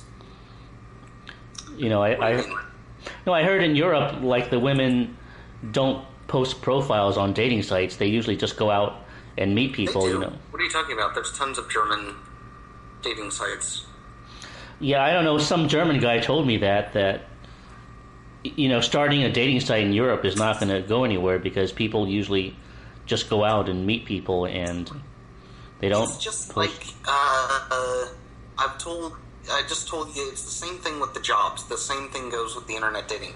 You can't be overseas and have some girl here that you're talking to online actually take you seriously.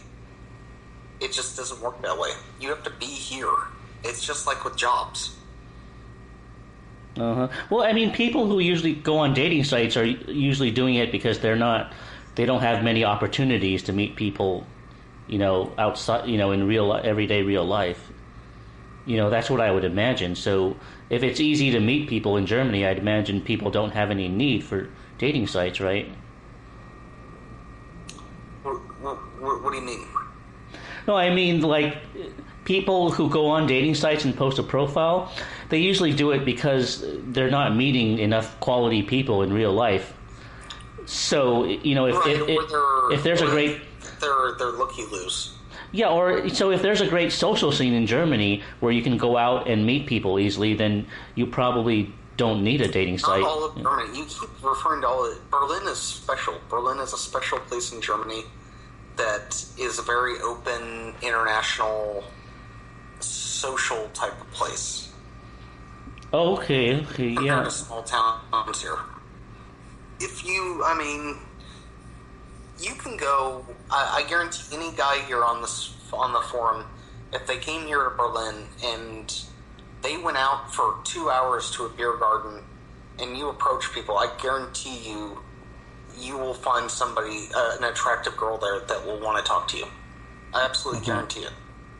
You would have to be absolutely hideous for them not to talk to you. But you know, German girls are not superficial and you know, concerned about looks as much as when they're going out. They just want to have a good time and good conversation and meet new people.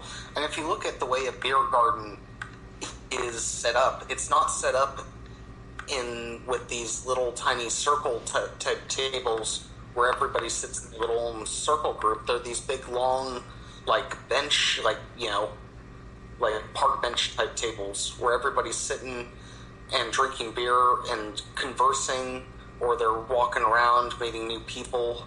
And you look at that and you think the way the place is designed, it's not like a nightclub where, you know, where you'll have these little tiny circle tables and you have your little circle group and you order your, you know, expensive bottle of vodka or whatever, and you only sit in that group and you don't meet anyone. Yeah, that sounds a lot more inclusive, what you're describing. It's more inclusive that way, but here I think, you know, the beer gardens is a good example of, in German culture, of them being more sociable and able to meet people just based off the way the whole place is laid out. So there's plenty of women that don't have guys with them that you can just talk to, and... Yeah, and there's tons of cafes, you know, they can go out to. I'm starting to get into meetup.com, like you suggested. I was looking there and subscribing to some groups. There's so many, because Berlin's got 4 million people. There's everything. I even sent you one. You know, you said that you went to this vegan meetup group, and there's one just like that here.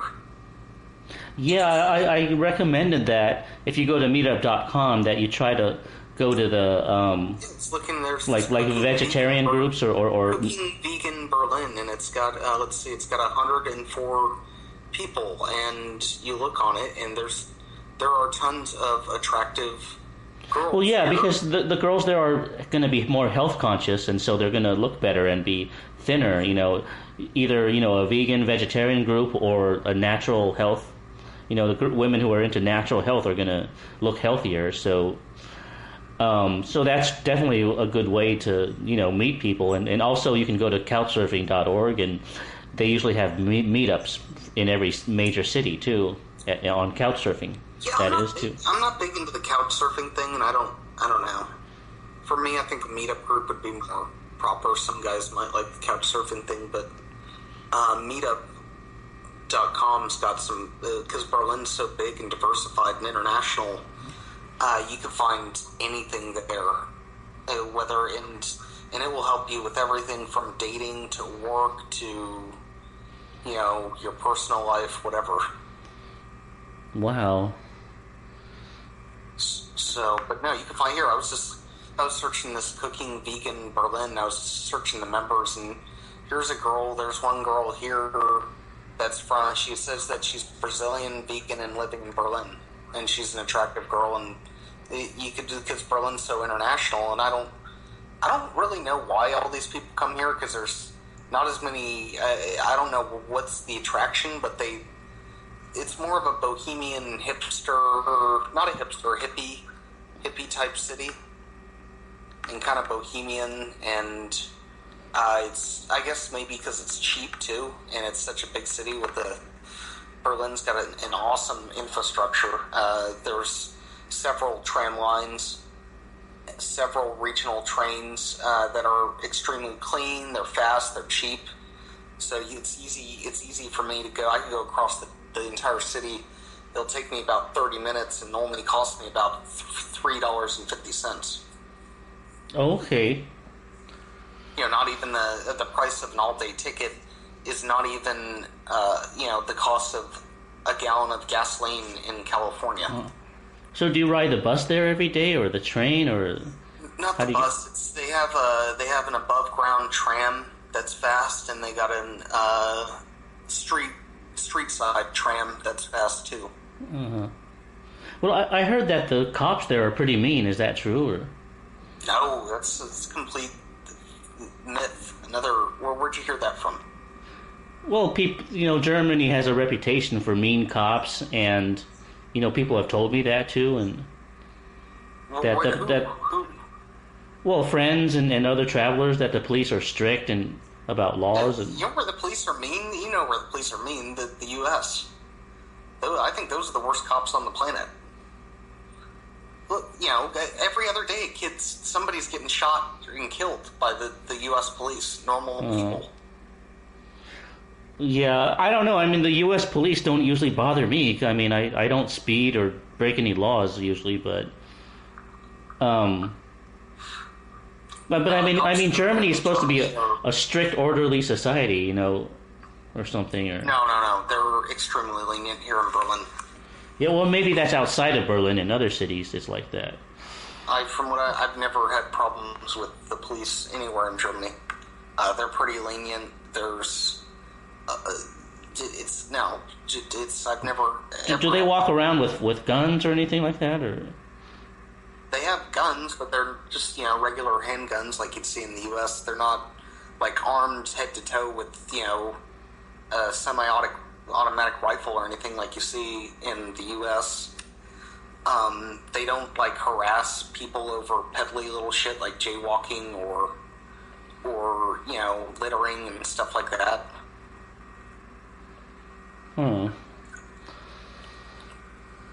Wow, well, this is really interesting. I mean, I didn't know, Berlin was such a great city and so bohemian.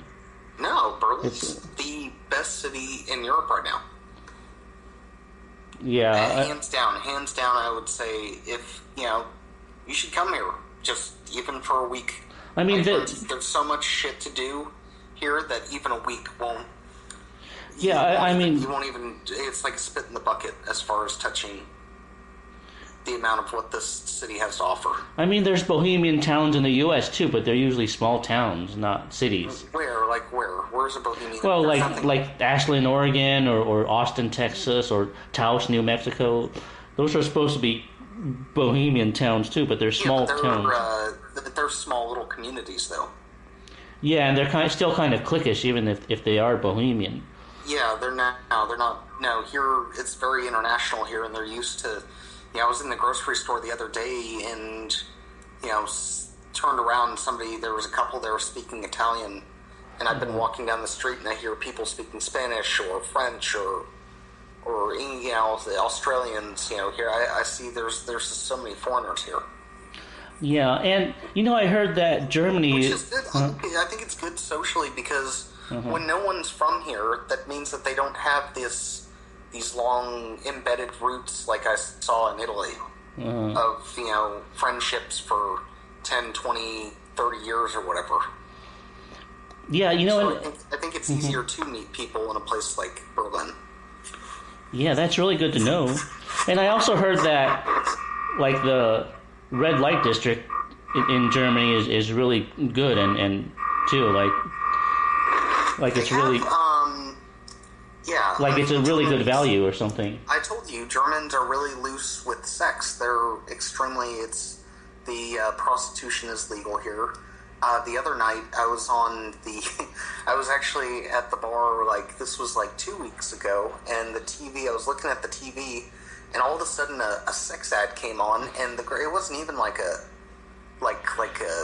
in the U.S. you see those erotic hotline. They used to be popular in the 90s, in the 80s probably, the erotic hotline type deal. Oh, the 900 numbers? Yeah, those, call a girl up and talk to her bullshit. Oh, And yeah. now ever since, like, the internet and everything, that's not really popular anymore. But I saw a commercial the other day that came on, and it was this sex ad, and it was like hardcore porn playing at the bar, and I was just amazed, and I was like, you would never, even though it was like 12 o'clock at night, I said, you would never see this on the TV in the U.S. There's publication standards. They wouldn't be able to play it. It's, it was like freaking porn, and it was out in public, and I thought it was rather I think it was kind of weird how loose Germany as a society is about sex. Wow. And they're they're just that kind of stuff. They're open. There's brothels. There's street prostitution. They're extremely open. The brothels here, they're not even called brothels. They're called these FKK clubs. And there's like the biggest one here in Berlin, and it's like, I think for guys it's like an all-day event for them to go, because I looked at the website and it had like a gym and a movie theater and a swimming pool, and like they do like a lunch buffet, and like they have a full bar there. And it was like, I think it's like here in Germany it's seen as like it's like a wellness type club, like you get massages too if you want, that kind of thing. So it's pretty interesting. Wow. The way that they take the stuff. It's like a resort or something. I mean, well, what about the price and the value? I mean, what do you mean? No, I mean of the red light districts there. I mean the prices, the value. It varies. I mean, if there's high-end escorts that are charging maybe 400 to 600 euros an hour, and then there's the bottom of the line girls start at about 50 euros, and then you have everything else in between. Huh. So it rivals the red light district in Amsterdam too, then? I think the red light district in Amsterdam is pretty disgusting, to tell you the truth. I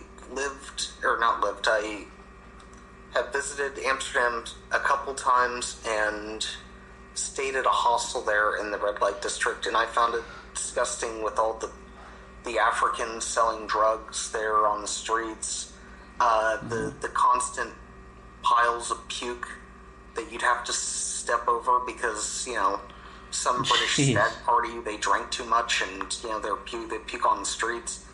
Wow, that's gross. People piss on the streets, and now Germany is much cleaner than that.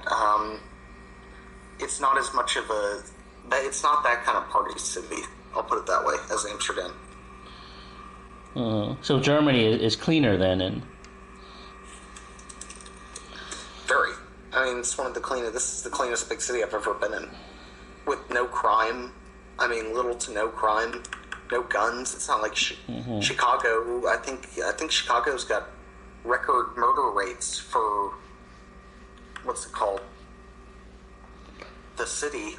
And I know here in Germany, I think like there was this statistic I was looking up, and I think like German police officers last year only fired like 360 bullets, and I think like in the U.S. there were like something like 6,000 or 8,000 gun homicides. So, yeah, the U.S. does have a very high homicide rate. Extremely high compared to and the police here only fired like 360 bullets for the entire year. That's probably what one department would do in one city. Wow, that's interesting.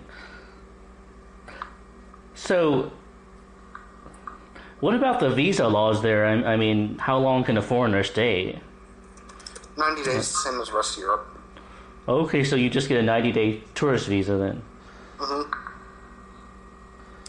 Could you just take a bus outside the European Union and then come back or something like that? Or you got to be outside for 30 days. You can't just like go there and touch the ground and and then come back. No, it doesn't work that way. Oh, so this 90-day thing, it applies to the entire European Union, not just Germany, then?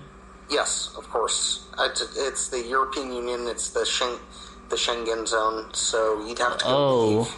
You can go to the Ukraine or whatever and go hang out there for 30 days, although I wouldn't recommend it with the current war that's going on right now. Well, couldn't you I don't care what Mark Davis says. It is dangerous to go there, and I don't recommend people going there. And there is bad stuff that's brewing right now, and it is getting worse from what I've seen. No, well, he claims the danger is only in certain areas and not in his area. That's what I heard, but... That's like saying, I don't know. It's still... yeah, I mean, it's still unstable, you know. You know, it's like, okay, the shooting is over on this part of the store, so you could stay over here on this other side of the store, but you never know what's going to happen at the same time.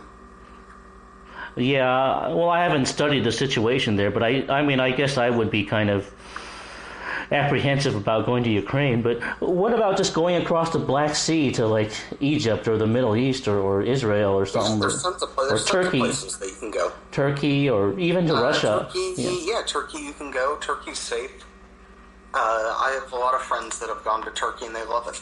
Like they go there for 30 days and then come back and something like that? Yeah, those countries are even, I mean, I've always wanted to check out Albania. I think looks like a pretty cool country, and that's extremely cheap to go there.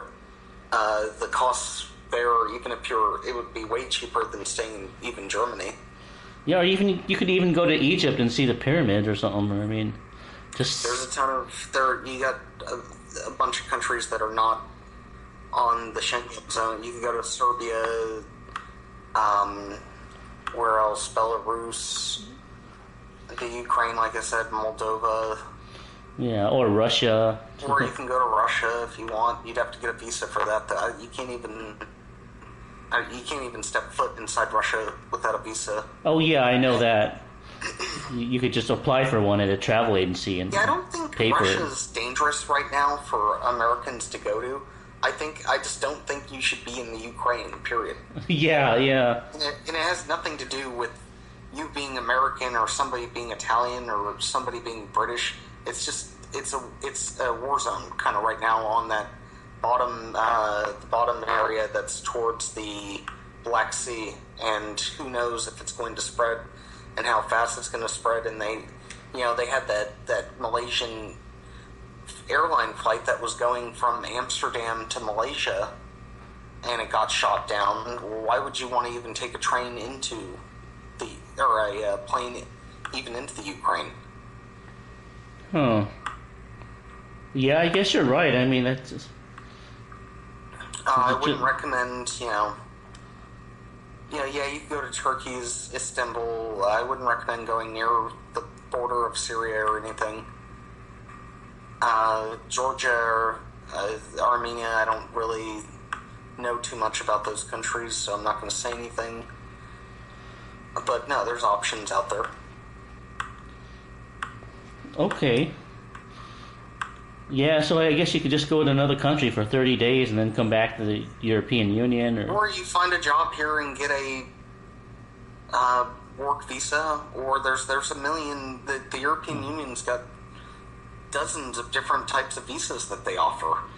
I think you could even get a business visa and open up a little German company. It wouldn't cost you that much. It would cost you like probably 400 euros or whatever, and say that you're running half your abroad in Germany, and they'll give you a business visa for that. Huh. But you're going to have to pay taxes on the money. You can go for a year. You can go to school here, even if you're just taking a couple classes or whatever. You can get a student visa. Yeah. So does your Italian citizenship give you, a visa in Germany too and stuff? And yes, that was the point. The point of the Schengen zone in the whole European Union was to make it easier to do business and travel, and for everybody here in Europe to migrate around which I like the European Union. I mean, I know that there's some foreign members that would blast me for saying that, but I personally like the euro. I like the ease of doing business here compared to the old times when you had to exchange your liras into Deutschmarks, and if you were an Italian and you wanted to go live in Germany or Sweden, you'd have to go get a visa and get a proper job and all that bullshit. Yeah, so you're basically a citizen of the European Union then? Yes, it's all tied together like that. Oh, wow, that's really convenient then. I guess in the old days you wouldn't have been able to do that.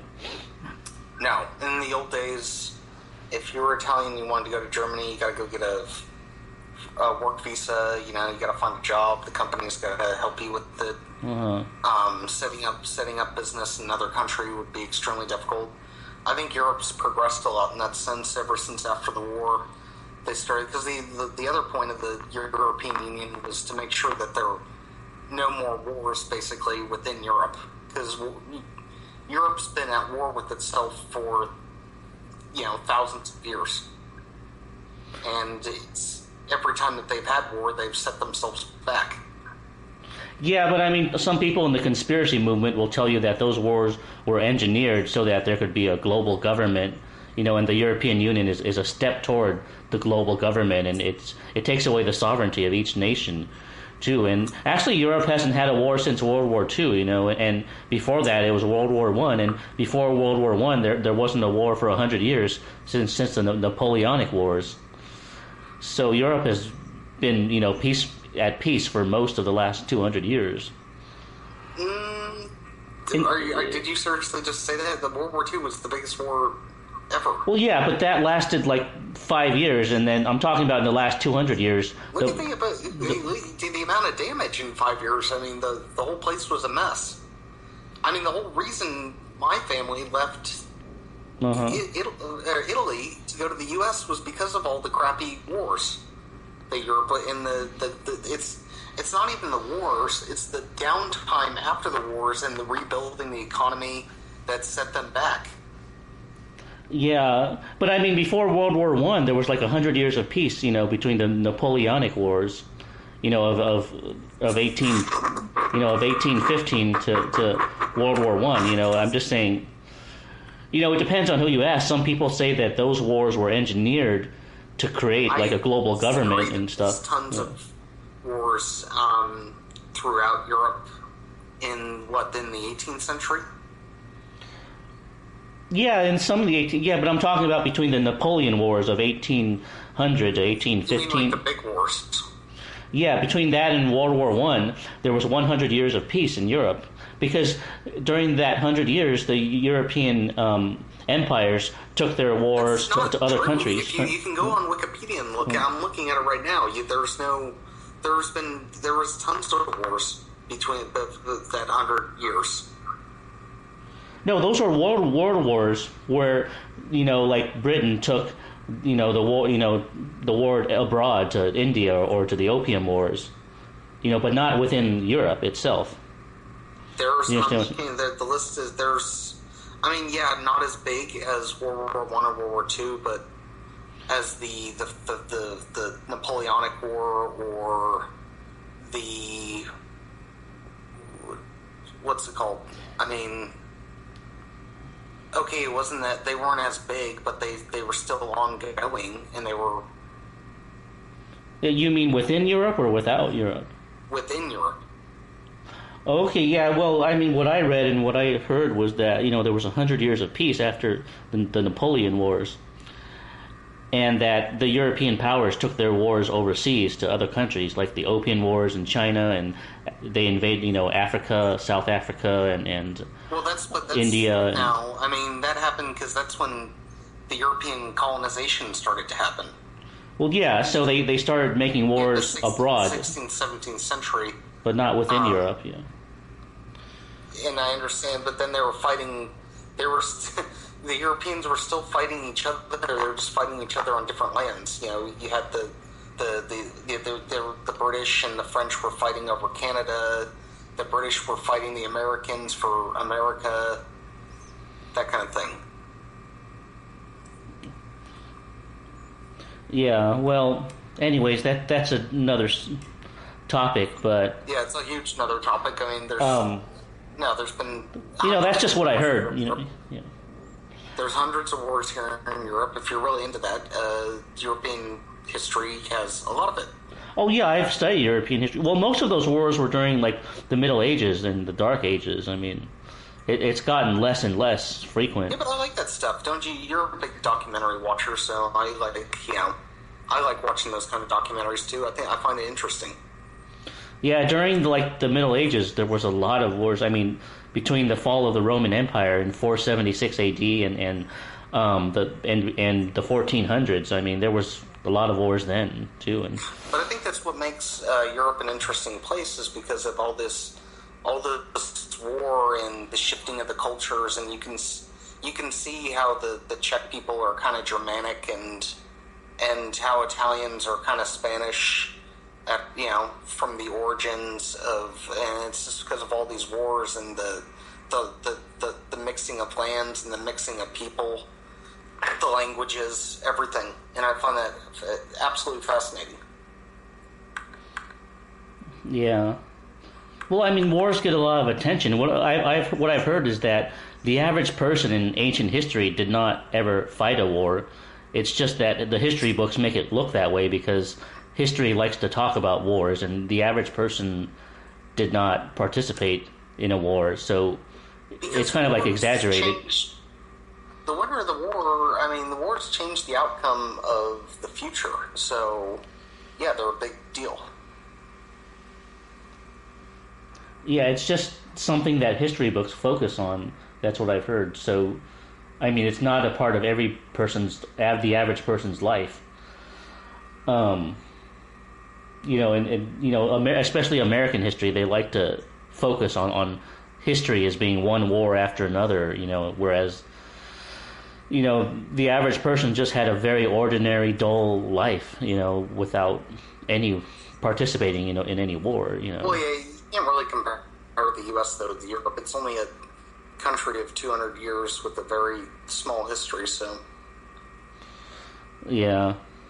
Well, even before the 200 years, I mean, America was settled in the early 1600s, so it's. I mean, the settlement was like 400 years. As far as a country, it's still it's a baby country. It's nowhere near as old, as a place like Italy. Italy's, thousands of years old. I mean. Yeah, it's just that wars. What I mean is wars get all the attention, but it doesn't mean that they're happening to everyone everywhere. Kind of. I mean, history just makes it look that way because, wars get the attention a lot, and but the average person, just lives and works and raises a family and doesn't participate in a war. So I agree. That's what I mean. Yeah. Anyways, is there anything else you want to talk about Germany or Berlin? I mean, we've already gone a little over 2 hours. Yeah. Have we gone over everything though? Yeah. Okay. I mean, is there anything else that we've missed so far? Or? No, just to wrap it up. No, I think that Berlin is I'm enjoying it a lot, and I do think it's a good base for a lot of guys. If they don't know where they want to be, I think it's a good starting point for a lot of guys to start out here in Europe and get away from American culture or Anglo culture, either one, and still have access to high standards, jobs, even if you're just an English speaker with no German, and traveling throughout Europe. I think it's a good base. Yeah. Definitely sounds like it. I mean, this has been a very informative 2 hours. I mean, you've given us so much valuable real-life information. Too long. I think you're going to have to cut it up a little bit. Yeah, well, 2 hours is fine. I mean, movies are 2 hours too, so why not, podcasts, I mean, it depends on how interested somebody is. I mean, I guess so. I would still break them up into 30-minute segments. Yeah, maybe. I mean, we could label it or something and divide it. We'll talk about that later. So, what would you say to guys that want to go abroad to like Europe or something, but are just afraid, or something's just I holding would them say back? you need to just pack your bag and go. And don't worry about jobs or anything, because once you get there, you will figure it out. Well, why are these people... I feel like a lot of guys on the forum are worrywarts, and they're worrying about shit that they don't even... should, one step at a time, and stop trying to take shortcuts and figure everything out all at once, because it doesn't work that way. You just got to move there and make it happen yourself. Yeah, I mean, it's like less talk and more action. What I found is that if you think about something too much, you start to get nervous, and that fear start. There are a lot of guys, I think, they talk themselves out of actually going abroad. Yeah, exactly. Their mind makes excuses, especially if you're in a state of fear. Very often it's better to just do it, and not think about it. Like you know what you need to do, so you just take the action and do it, and not. For me, I'm more afraid of regretting something that I didn't do than making some big mistake myself. So I don't know where these guys get their mentality from, but they're gonna get too old and never have lived abroad like they wanted to in their life, and they're going to regret not even trying. Well, yeah, because time is precious, and you made a good point, because I heard that, there's a saying that you regret more what you didn't do than what you did do. Time is the most important. There's always going to be jobs, there's always going to be money, especially in any first world country. You'll find a way to make a living, I guarantee it. If you can't make a living in a first world country, there's something wrong with you. You need to go find a skill or some kind of specialty. But you should be able to make a living in pretty much every first world country. Yeah, it's like even if you go to the wrong country, you can at least you'll learn something from that experience. It's better than not doing anything. Right, but they need to stop worrying about jobs and money. They need to stop with this contacting girls online and having them wait for them or whatever, and that being their excuse to go. You don't go live abroad just for one particular girl. Does that make sense? Yeah, it does. You go to live abroad because you want to be outside of America. You want to go experience new culture. You want to go travel. You're gonna pick the wrong country, and it's just gonna be for a girl, and it's gonna be pathetic. Yeah, exactly. You live there just for a girl. Exactly. Yeah. Yeah. Well, that's good advice, man. Other than that, I don't really have any other advice besides just do it. Yeah. So, do you have any future plans, or? I do. I told you I got my future plan. I'm going to be going to Poland. I'm going to be going to the Czech Republic. I'm probably going to go check out some other countries here in Eastern Europe. I haven't really sat down and made a list, but yeah, I'm going to be doing some more traveling here pretty soon. For now, I'm just working, saving money, and enjoying Berlin. Well, great. That sounds like a lot of fun. You have a lot to look forward to. Yeah. Yeah. Okay. Well, thanks for letting me interview you and for sharing all this with us. Yeah, I'm looking forward to it. Have me on the next one, and I don't know. I wish all the happier broaders well. Okay, great. We'll talk to you next time. And so that's it for this edition of the Happier Abroad podcast. I hope you all learned something and are inspired and motivated to go overseas, whether it's to Europe or another part of the world. Anyways, thanks for joining us, everyone, and have a good night, and we'll see you next time. Bye-bye.